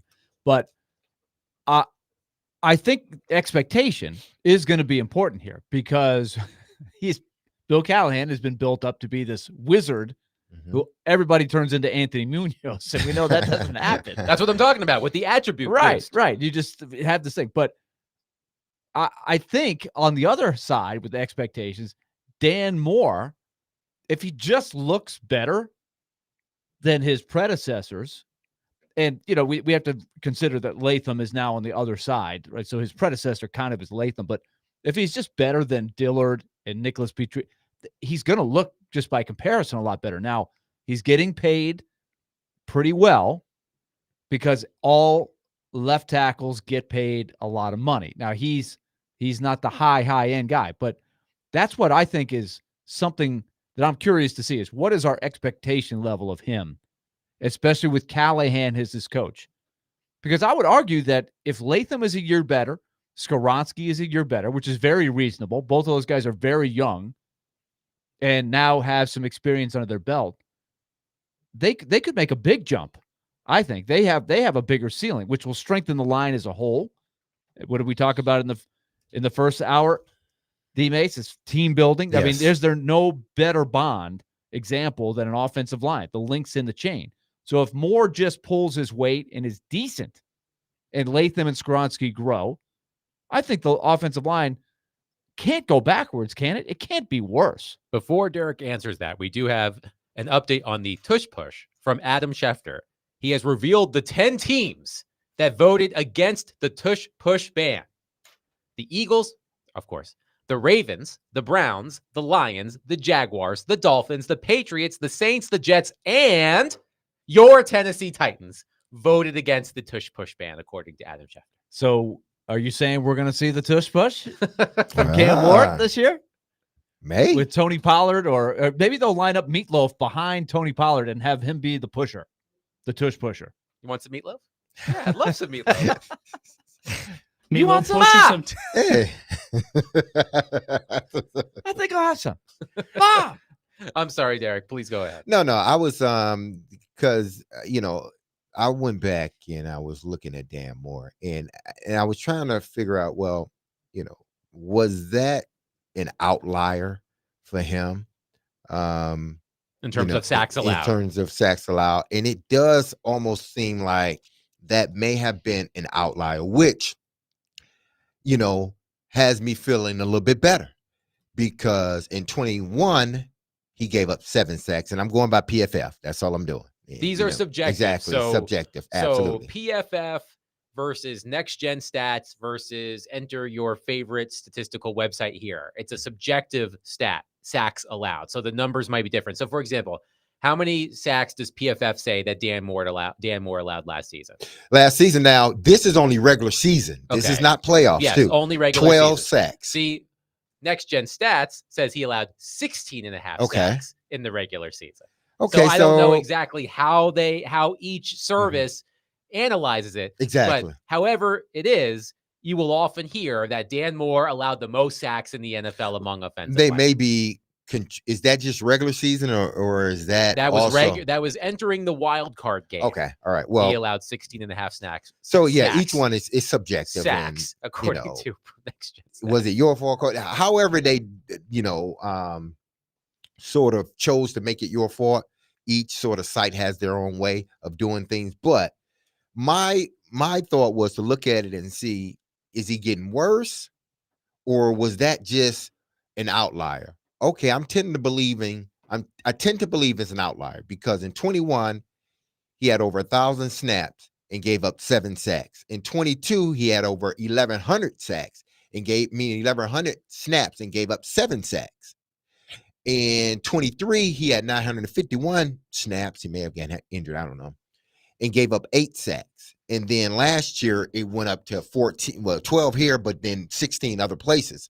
So to me, was last year a byproduct of who was underneath center? I was just about to bring that up. So you started with 2021, yes? Yes. So in 2021, Ben Roethlisberger started 16 games. Mason Rudolph started 1 game. In 2022, Kenny Pickett started 12. Mitch Trubisky started 5. In 2023, Kenny Pickett started 12. Mason Rudolph started 3. Mitch Trubisky started 2. And then last season, Russell Wilson 11, Justin Fields 6. So it's in each year they've had multiple quarterbacks underneath center during the season in different styles. Styles of quarterbacks. Listen, even at Ben Roethlisberger's elder days, he still was hard to bring down for a sack. They may have had him, but couldn't bring him down. He was able to release the ball. So I do believe last year may have been a combination of the quarterback underneath center or quarterbacks underneath center, why he may have given up 16 sacks or on this one, 12 sacks. Cause it just jumped. It jumped. However you look at it, it jumped from 8 to 14, 12 or 16. So that if it's 16, you doubled it. So I don't want to believe that he regressed as a player. I think it was the situation that it was in, which makes me feel a lot better. I wonder too how their offense exposed him. Like how often did he get help from the tight end? These are things that would affect that number, right? If he's always having to block, and the point was made right from the first day that, hey, you got to block Myles Garrett quite a bit, a couple times a year. Trey Hendrickson. Yeah, you got some guys that you got some dudes. So how often did he get help? And how often was he squared up one-on-one for some of those sacks? I'm sure you could dig into those numbers, but like we were talking about, it's a number, but it's not the only number. If there's a lot of different ways to evaluate a fluid 11-man unit, and to single out one guy for amount of sacks, it's probably not fair. Jeff on our text line, driven by WilsonCountyHunted.com, says the Titans had better hope this O-line is much improved this coming year, or no matter who the quarterback, receivers, and tight ends are, this team will be the bottom feeder of the division again. And if the 49ers' new acquisitions end up playing pretty well, that should speak loud and clear to where some of the O-line problems lie. I don't think Nicholas Petit Frere is becoming Trent Williams anytime soon. I'm just going to throw it no out there. matter who coaches I'm him going now. out on a limb when I say this, but I don't think Nicholas Petit Frere is becoming Trent Williams. No, he anytime may soon. get a little better, but he's not going to be, at least I don't believe he will be considered a top tackle in this league. So listen, when you're talking about the offensive line and the players that they have, I feel good about the offensive line. Now, I didn't feel good about them last year. I just felt good that Bill Callahan was the coach and that they finally got them a left tackle. But the offensive line as a whole knew it was a progress at work and work even with those guys. But I feel better about this offensive line than I have in recent years because you're adding a guy that has been to the playoffs several years, a guy that seems to be getting better, however you want to slice that last year. And then you got Latham, who started to play a lot better on the left. Now you're moving back to his original spot. You got Peter Skoronski, who started to play a little bit better last year. He's developing. Cushenberry, come back, you go get Zeitler. I think this is going, if they stay together, healthy, this is going to be a much better offensive line than what we saw last year or the year before that. 615-737-1025. We will continue to take your thoughts on this on our phone and text lines driven by WilsonCountyHyundai.com. But coming up next, could a beloved figure in Knoxville, Tennessee return for another season? He's trying. We'll explain. Coming up next, 615-737-1025. Willie Darnick, Derek Mason, Adam Vingan, 1025-1063 The Game.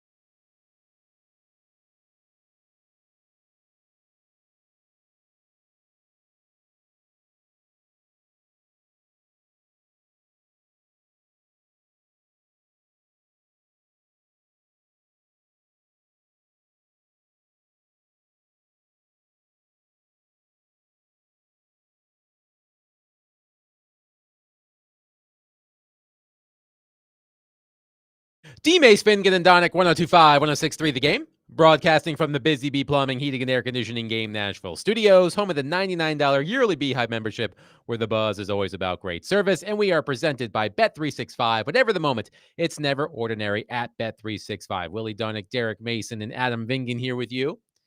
I know that Tennessee Volunteers fans love Zakai Ziegler. He was a great player for the Volunteers basketball team for many years. His Tennessee career ended unceremoniously when the Houston Cougars punched the Volunteers square in the mouth in the Elite Eight. What Houston did after that is unimportant. We won't have to discuss that at all. We're just talking. We're just talking about what happened in the Elite Eight. What happens in the national semifinal is unimportant for this discussion. Okay. So our very own Joe Rexrode, among others, have reported that Zakai Ziegler is suing the NCAA for a 5th year of eligibility. And our friend Rexrode, whose tick bite is, he's okay, everybody. In case you missed that update, he had a tick bite the other day. He's fine. He just freaked out as per usual. And we assume the tick is toast. Yes. I certainly hope so, for Rexrode's sake. But Rexrode writes this, quote, Ziegler's case could have massive ramifications for the sport. It differs from other recent lawsuits challenging eligibility rules in that there are no special circumstances for Ziegler, such as Vanderbilt quarterback Diego Pavia's successful suit to gain another year of play because a court ruled his time in junior college should not count against eligibility. The judge ruled that it violated antitrust law.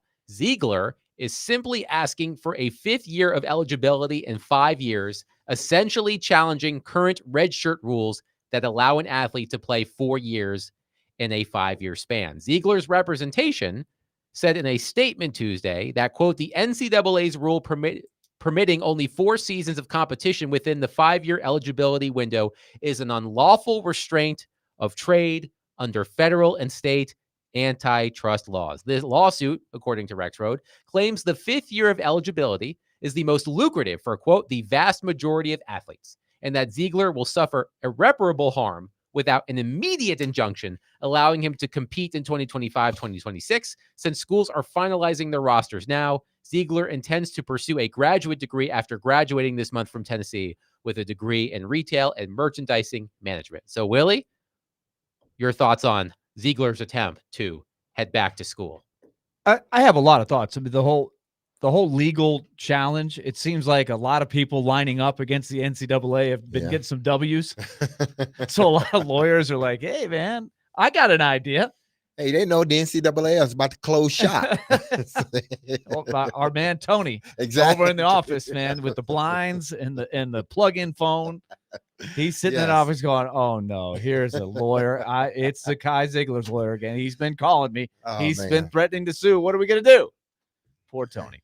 But so this is unlawful. So basically, is he saying that the lawyer that this has become unlawful since NIL became a thing? The lawsuit points out, according to Joe Rexrode, that Ziegler's class is the first in the era of name, image, and likeness compensation for athletes that has not been granted an extra year. Classes that entered school between 2016 and 2020 all got the extra year because of the COVID-19 pandemic. Right. So that was the thing that changed the game, is the COVID extra year. And especially for people like Ziegler, who could play 4 years as an undergraduate and then a 5th year as a graduate transfer, which is a rule that goes back a little bit further. It was perfect. And you got 5 full years of college basketball and you got NIL. So 5 years of earning. But basically the philosophy is, it should come down to, if it's about the game and about competition, for 100 years or however long we've been playing college sports, you got 4 years. You play for 4 years. We all agreed when you play in the NCAA, you get 4 years of college. But you had that 5th year. 5 years to play for. Mm-hmm. You were there for 5 years, but you had 5 years to play for. So now basically what they're saying is everybody should get 5 years. It is now unlawful that the system we have been playing with for 100 plus years is wrong, and now everybody should play for 5 years. Now, this isn't the first time I've heard this. I have heard this being kicked around. So I think there's a lot of lawyers looking at it and saying, we could win this thing. So I have a college freshman who this could affect him. He could end up getting an extra year to play. And so from that standpoint, okay, it keeps your college career alive. I guess the philosophical question I have is, and look, I'm a Vanderbilt graduate. I love the fact that Diego Pavia found a way legally to come back and play another year at quarterback. That's a huge thing for Vanderbilt. But philosophically, I still have a problem with guys staying in college for longer. And it's clearly the money is driving it, because I agree. The lucrative way of getting that extra, you're an older, experienced player. And someone you as can, accomplished as Ziegler is. Yes. In think the about SEC. what he could make with this. It's absolutely true. But sometimes life's tough. We got to cut. Why not argue that you could play 7 years in college?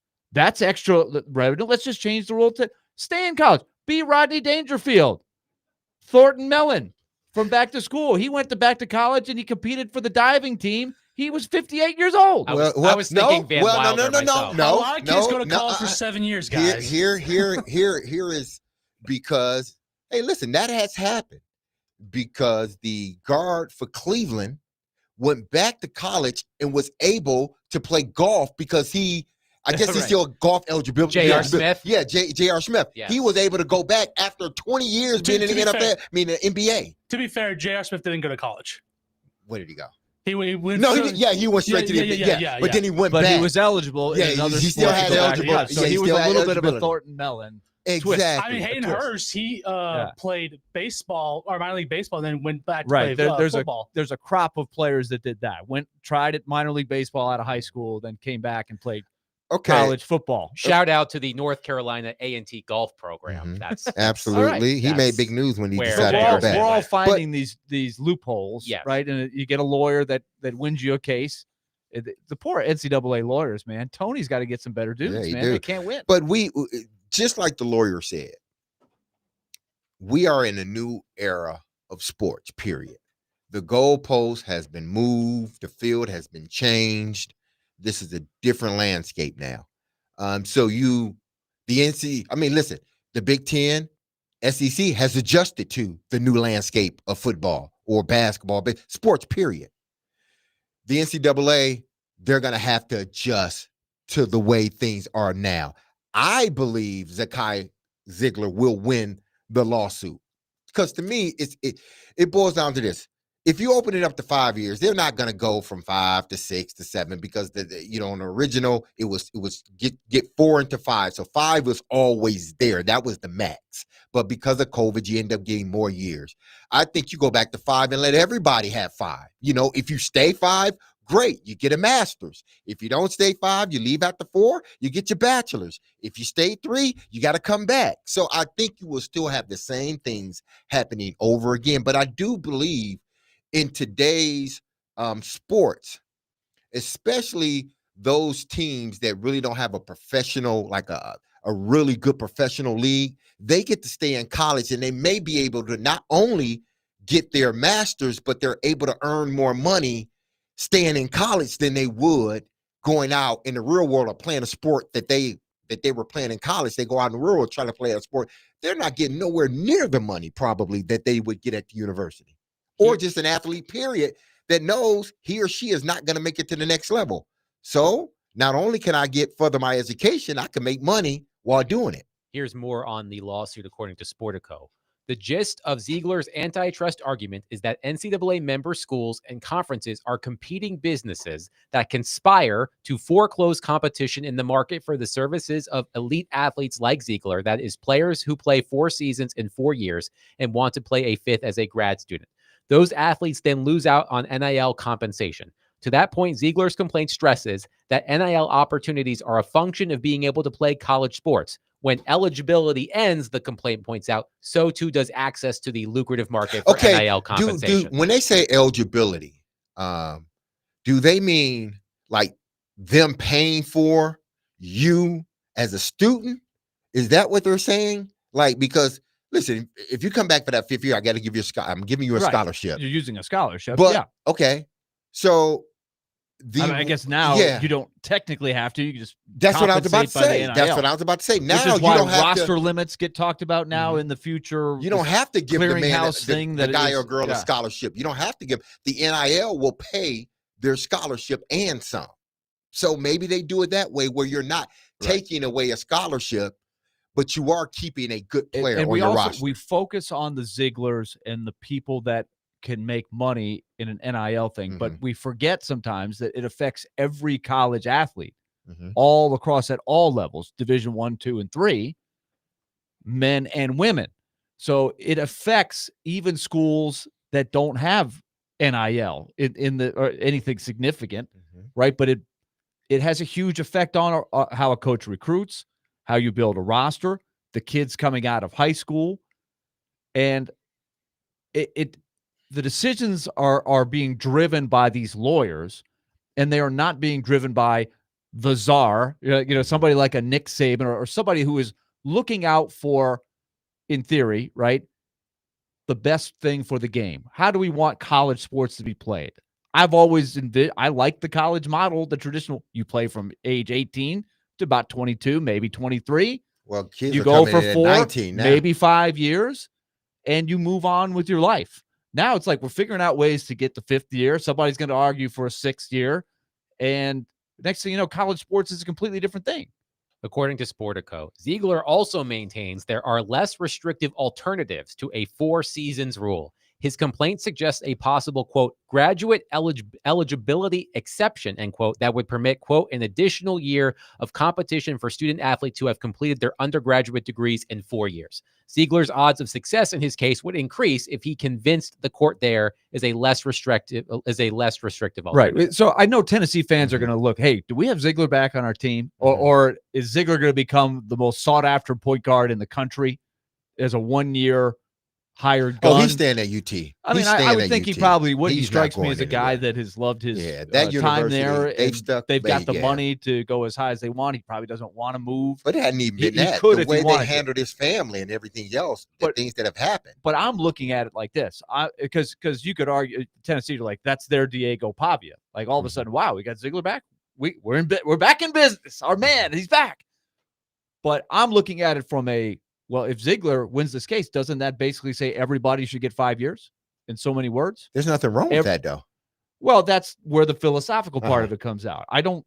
Because what then was it's wrong open with to the old everybody. model? Well, there was nothing Can I wrong go back with and it. now play a 5th year? Yeah, if you can you play. want to? Yeah, if you I'd can love to play. see that Absolutely. personally. I mean, I have to figure out a sport I could go. Maybe I could be a punter or something. Your hamstrings probably ain't good enough. No, Willie. definitely not. David, can you get Mark Byington on the phone, please? I'll try my best. All right. Willie gonna mess around and tear a hamstring trying to kick the football. But no, I could be. I mean, I haven't gone to graduate school, so I could probably go to graduate school. I mean, if you open it in up basketball, to I only everybody, played 3 years, so maybe I could get 2 years in basketball. if you still can, you If I got to could kill a help with this. crossover. You got a crossover, That could be a problem. a slow over. You got. You can regale all of the Vanderbilt players on how you beat Shaq. I got some short shorts. You fit in just well. They'll be like, "Why are you wearing your underwear on the court, Willie?" No, these was our home outfits, man. What you talking about? I came out in the. It wasn't too long. It was several years ago. I was in better shape than I am now. But I came out in my 1991 uniform, full tilt, and this was like 2008. We were shooting like a promotional video, and I walked out the center court in the full uniform. Did you have a high tops on? Oh yeah. I looked the part. I tried to look the part. It was comical, but I'm the throwback guy. And Kevin Stallings, the head coach at Vanderbilt, looks at me, just shakes his head. He goes, "Willie, you look like bleep." And everybody around just burst out laughing. Oh my goodness! He just delivered it so deadpan. One texter says, Kevin says, ZZ isn't even worth pursuing. I'm sure UT keeps him because surely other schools don't want him. He was mediocre at best. I think Zakai Ziegler was one of the greatest defensive players in SEC basketball history. He was I think just really about good every point team in the guard. country would take him. exactly. Just about every team in the country. But I know it didn't end well. Right. I know it didn't end well for Tennessee and Ziegler against Houston, but I think you're exaggerating there, Kevin from Hendersonville.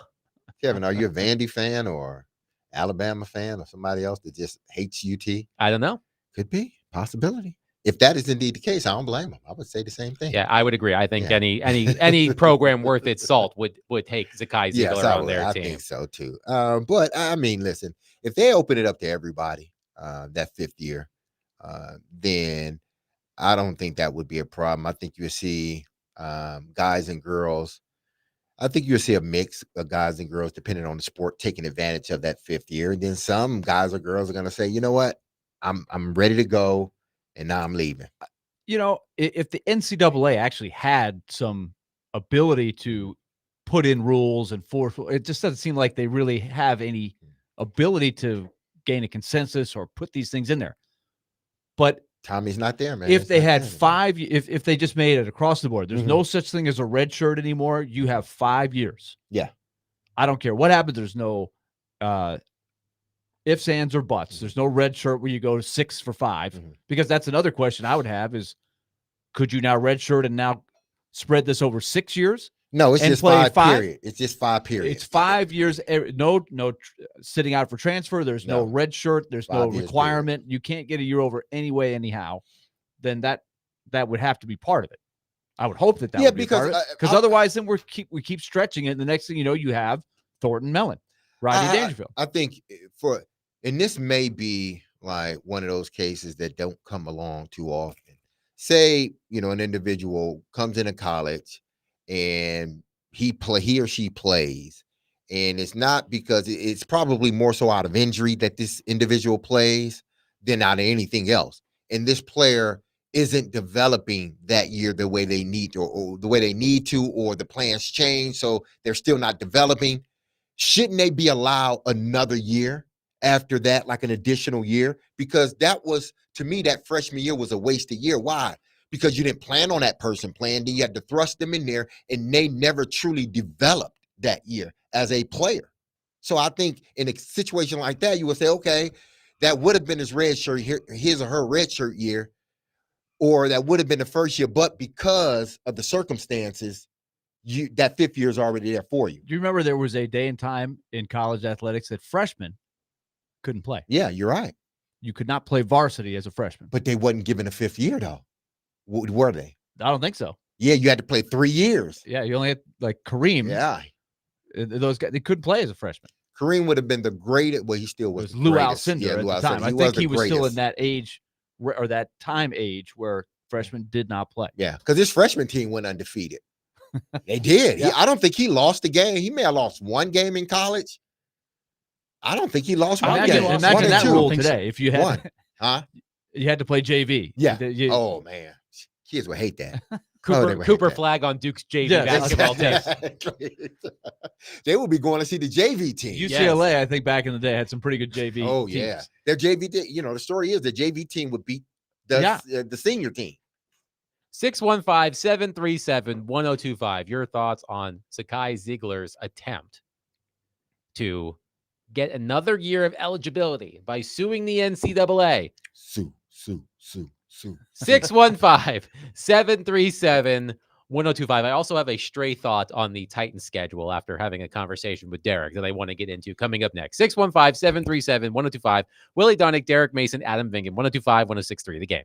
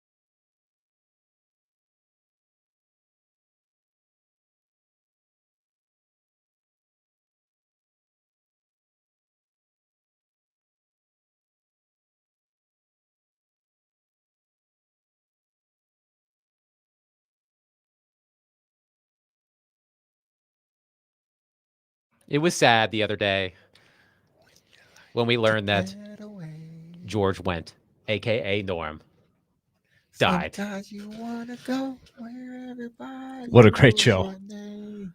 Who doesn't want to feel like that? They walk into the places like, hey, Willie, hey, Adam, hey, David. It's like, Everybody oh, I knows feel your name. good. I feel good. He is the guy. Everybody Yes. knows your name. I did watch a YouTube video that I think Peacock put out of every Norm and like every one-liner that he Yeah. had on every episode.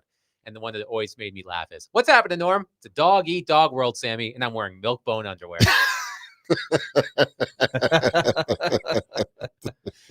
Ron Darling Okay. quoted one. I hope I don't butcher it. I'm trying to remember exactly how to deliver it, but he said, Norm, he's walking and he goes, guys, I'm trying to figure out what I want to do before I order my second beer. Well, what are you going to do, Norm? Order my first beer. Okay, there you go. I do want to read this text exchange Oh, man. from Ron on our text line. I feel kind of bad. Ron says, I know we don't have a primetime game, but don't you think we would make a great candidate for Hard Knocks? What do you guys think? Then I had to break the news to him that the NFL chose the Bills. Sorry to break it to you. His response, wow, they suck. We can't get nothing. Hey, no. They do have a primetime game. According to Mike North, Exactly. it's in the preseason. It's a 7 o'clock game And against the Vikings. he made note to mention it too. It's still prime time. It's Let's still remember prime that. time. And people will get to see Cam Ward. For one series. Yes. Maybe. 3 handoffs.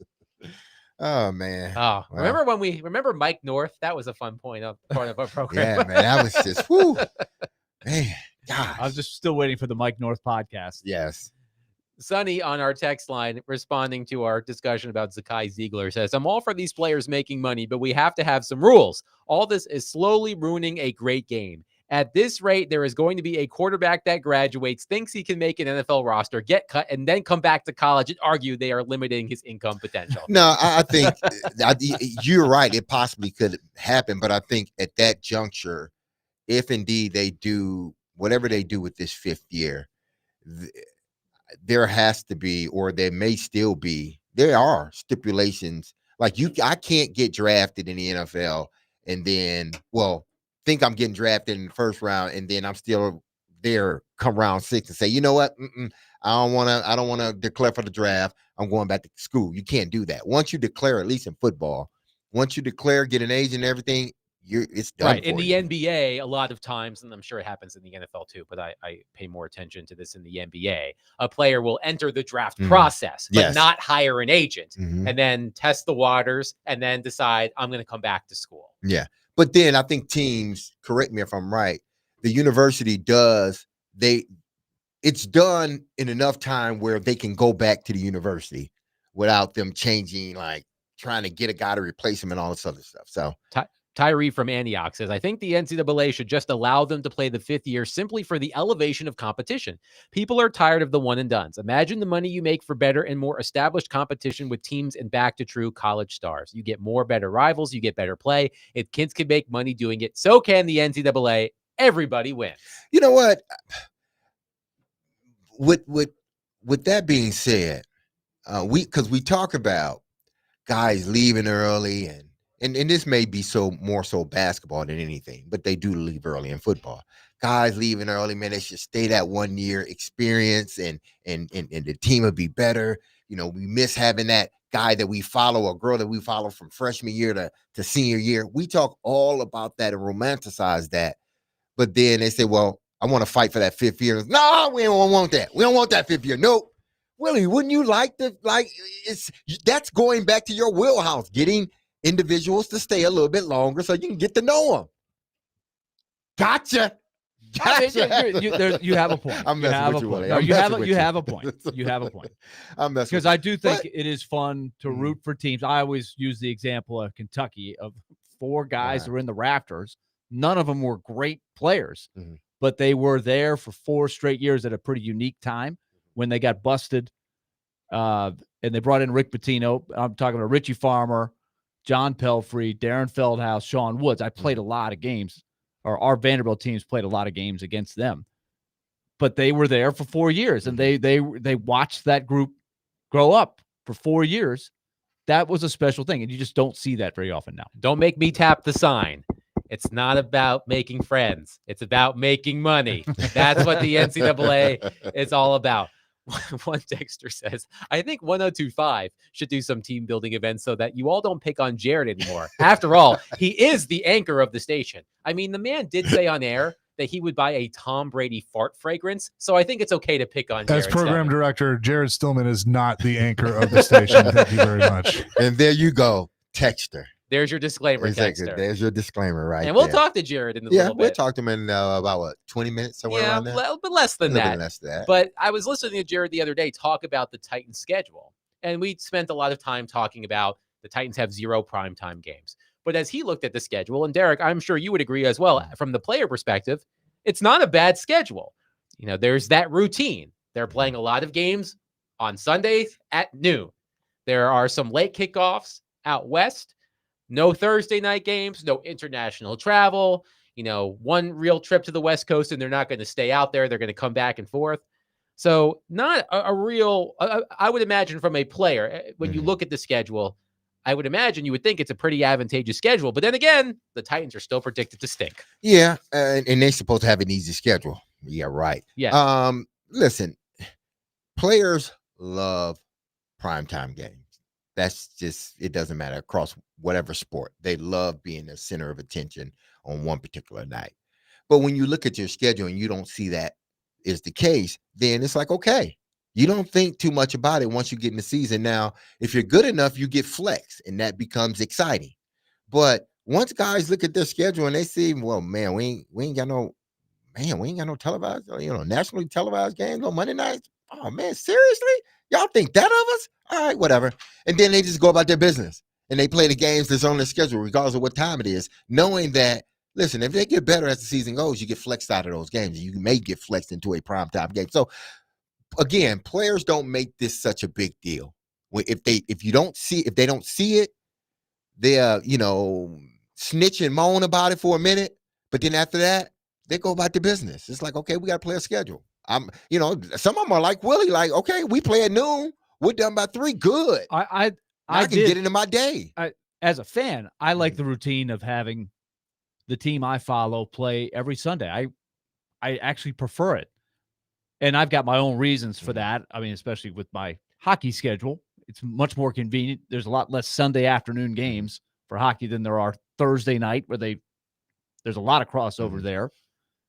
But I often wonder, I asked you this when the schedule first came out, is as a player, I wonder if there's any statistical data that would say that a team playing every Sunday and never has the short week per se has done any better or worse than any other teams. I wonder if it's a wash or there's any that is a good slight question. advantage of that routine, Yeah. right? You know your routine every week. I did find something interesting, though, according to Warren Sharp of Sharp Football Analysis. The Titans have 1 game this season with a rest advantage. They are one of 3 teams with only 1 game with a rest advantage. The Colts and the Raiders are the other. The only game the Titans have on their schedule with a rest advantage is Week 11 against Houston, because they have a bye in Week 10. So are they supposed to have an easy schedule?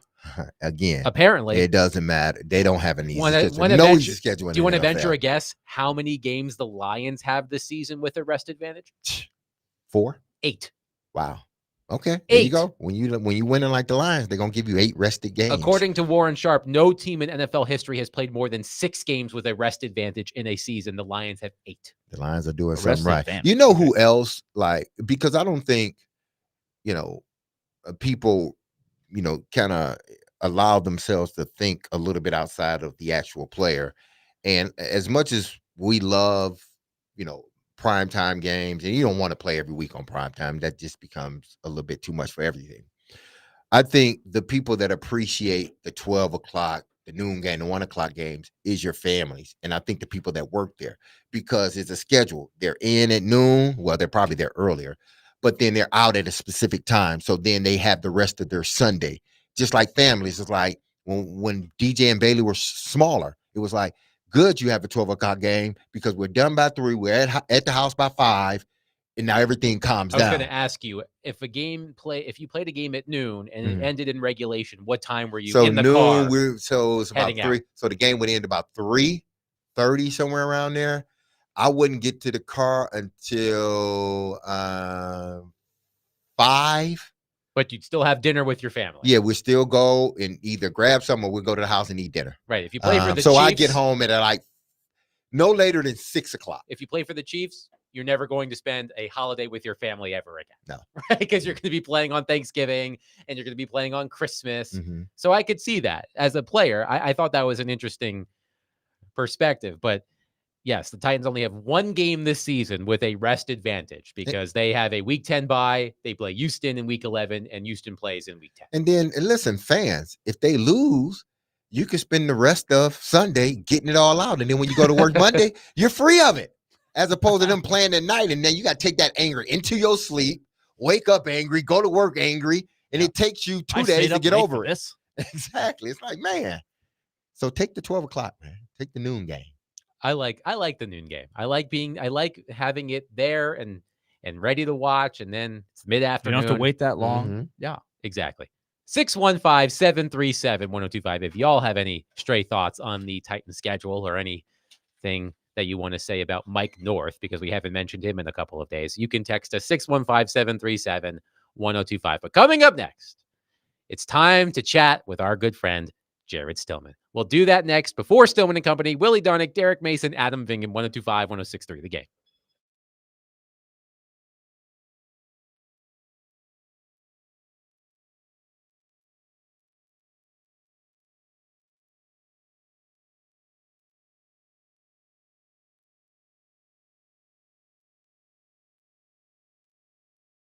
Happy Wednesday, everybody. Hump Day is here. Hey, this is Derek Mason. You heard me tell you about Dr. Lodge and his staff over at Cool Springs MD for some time. If you set out to lose weight, chances are it's not your first time setting a resolution to shed some extra pounds only to face disappointment. But I got some solutions for you. Because at Cool Springs MD, Dr. Lodge and his team understands the frustration of his cycle, and that is why they offer a different approach to weight loss. And I told everyone yesterday that, hey, I would be going to Cool Springs MD Wednesday morning, which is today, and I will let you know how it all went for me. Listen, I was there by 8, but I was there by 7:45, 7:50. I was out by 9:00. They ran some tests. They talked to me about some things that I can put together as far as my eating regimen. They talked to me about my blood test and everything else, and it was wonderful. It was easy, it was quick, and the nurses there were extremely knowledgeable and nice. So they will hook you up and they will tell you about the comprehensive weight loss program, which they told me about, that's led by Dr. Jeffrey Lodge and addresses the root cause of weight gain with tailored nutrition, exercise, blood test supplements, and more. They will customize their program specific to you and you only. So connect with Dr. Lodge at CoolSpringsMD.com today to schedule your appointment for a personalized weight loss plan just for you. That's Cool Springs MD, where your weight loss journey becomes a success story.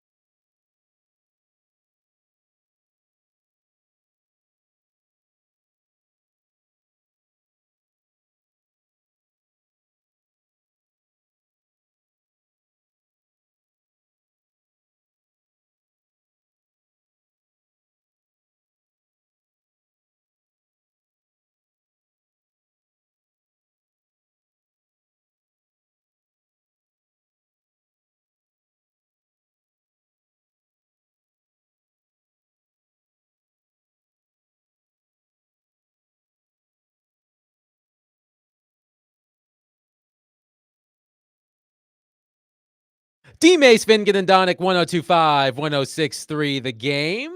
Willie Donick, Derek Mason, Adam Vingan. Stillman and Company is coming up next. And as we do every day, we transition from DVD to Stillman and Company by bringing in Jared Stillman, who I have to imagine today's Stillman and Company is going to be so good because you are preparing for it like Tom Brady.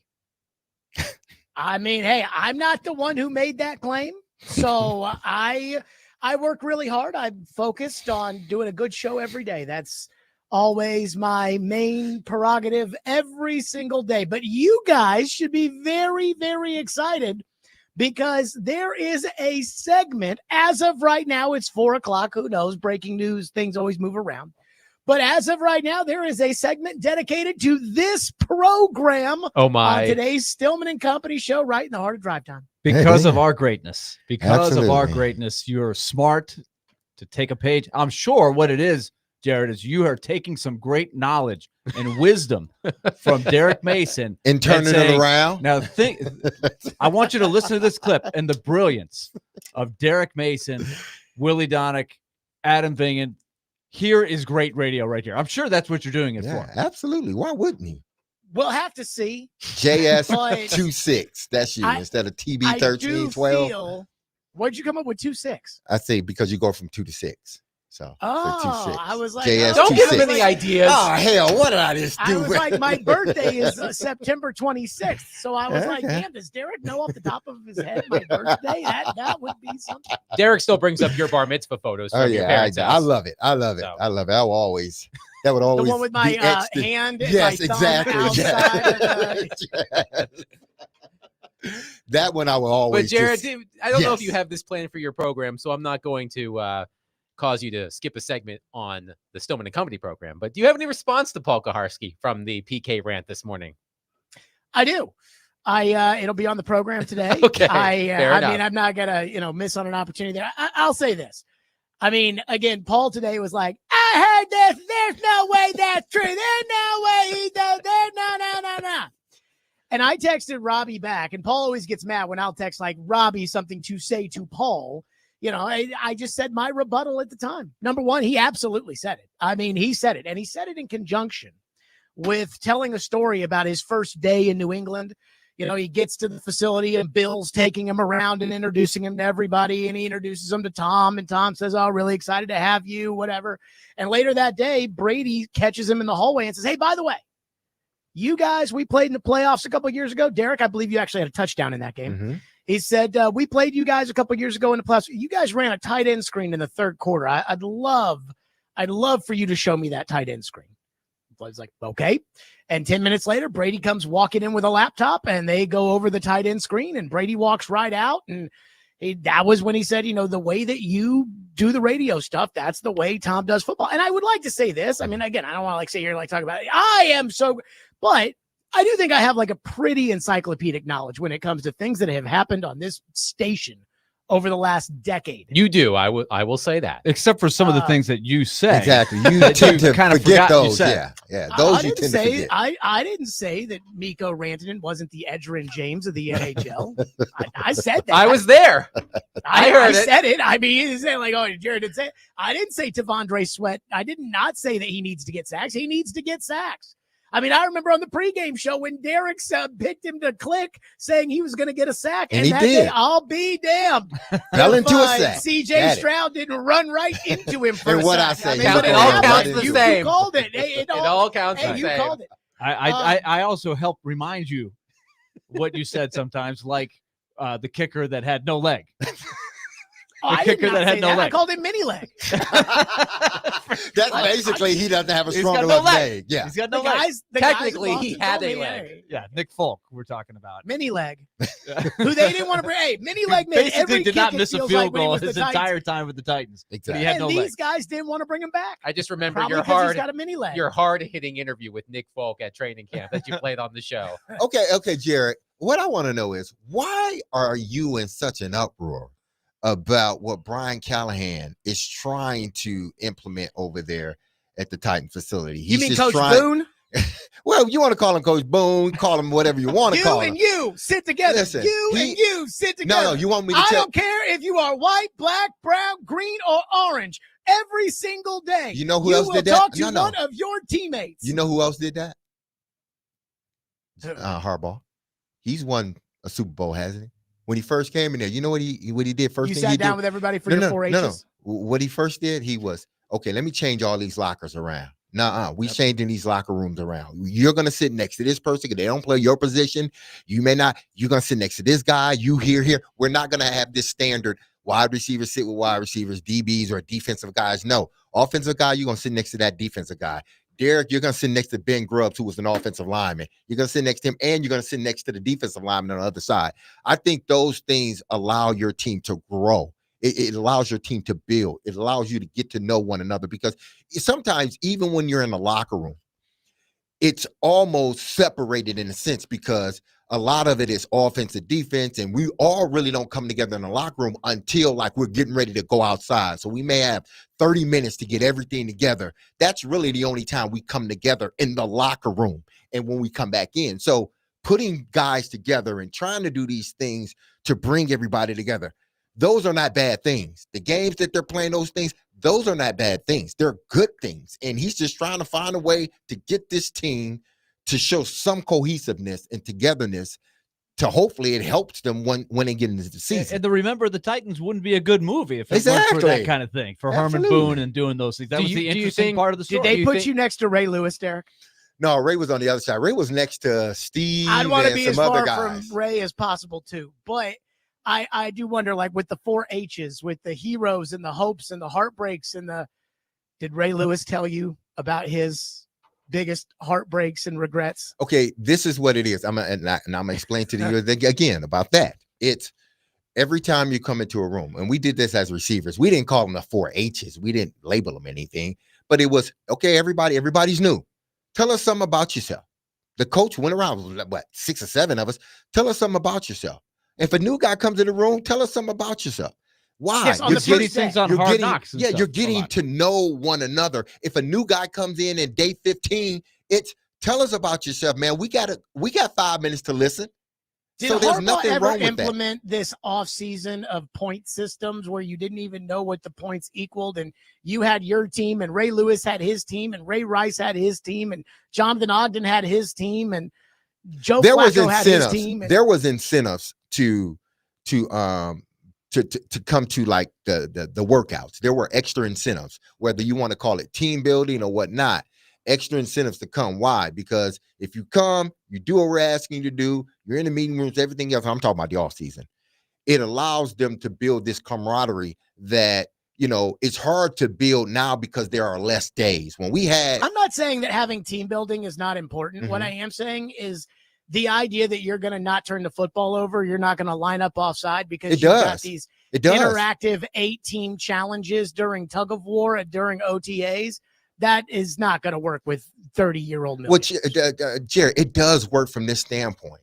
It's if I'm doing these drills and you're jumping off sides all the time, or you're jumping off sides every third or fourth time, there gets to a point where those other 4 guys that are on your team, they got to pay for the things that you're doing. So you need to get it right, or we can't have you on your team. We're going to find out right now who are those guys. So it helps you in the long run, because now he's not going to jump off sides, or he's not going to false start in game 15, in the fourth quarter with 2 minutes left and everybody's tired. We've trained for this in the offseason. So he's not going to, more than likely, he's not going to do it. He's just trying to do whatever he can so he don't get fired. And if you're not in agreement with that, I think this is like some little league stuff and not what he really needs to be doing, which is he's got to grow a hold people accountable bone in his body. Well, listen, man, sometimes the simplest things are the best things. Just throw that in there, and, it may be childish, and every guy may not be in agreement with it, but it stirs up competition. And one thing I know about that is once you're in it, like Pollard said, I don't want to come last. So it helps out. See, I just don't know if I trust that Brian Callahan actually believes in real competition. That's it. You don't trust Brian Callahan. It's not that you don't trust what he's implementing, because Willie brought up something. If it was Bill Belichick, Well, no, it can't be Bill Belichick I don't know anymore. about Well, Bill not Belichick now, right not now, now, brother. not Not now, He's not jumped now. the shark, Yeah, apparently. he's jumped the shark. Okay, if it was Nick Saban, then it would be okay. Yeah, but Nick Saban wouldn't do this. How do you know Nick would Saban not wouldn't go do to it? the I don't media. How do you know know? that we Nick know Saban that. would not go to the media and say, "Here's what we're going to do. What we're going to do is we're going instead of holding people accountable, what we're going Okay, to do but- is we're going but to we have set these cited- teams Right. Okay. of people to compete against each other. But there have been many great Field coaches. day. You've had many great coaches that have done that. You just cited one in Herman Boone that did that. That's a great story. Well, I don't know if he actually did that. In the movie, he did But that. there Did he are do coaches in that do actually do that. I know of one, Dean Smith, because I played for one of his assistant coaches, Eddie Fogler, and we did that. We had that stuff. I mean, and Michael Jordan came out of the Dean Smith system. A lot of great players did. Right. And Dean they had Smith great didn't teams. coach 30-year-old millionaires. It's competition, man. Competition I- breeds I competition. understand. breeds if you- competition. Jared, to me, if you do it right, it doesn't matter if you're coaching $30 million players, little league kids, high school kids. See, that's where you're wrong. I think what can work in high school does work at the highest level if it's So done then why right. can't Urban Meyer or Steve Spurrier coach in the NFL? because they just don't Every have it. To everybody's got to do their not that thing. But you're trying to say that a system like that can't work. I'm not saying it can't work. I'm just saying it's not going to be the difference between whether or not the Titans win or lose. What's going to be the difference is whether or not Brian Callahan can hold people accountable this season, unlike last year where he gave everything to everybody, gave Levis the starting job, gave Simmons, the team leader spot, gave PT the right tackle spot. And this idea of, let's play some fun games for bubblegum and apple slices, I don't think is going to make a difference in Denver week 1. The best teams are the teams that are being held accountable by each other, not the head coach. Well, and Jared, that's what he's trying to get within Okay, this I'll take locker Nick room. Saban. we can't wait until 4:00 to hear what you have to say about us. I'm sure it is I'll be listening. glowing praise. But of course, Stillman and Company starts coming up next on 102.5, 106.3 The Game. Be love on your people. Have a safe, blessed, wonderful Wednesday. Peace.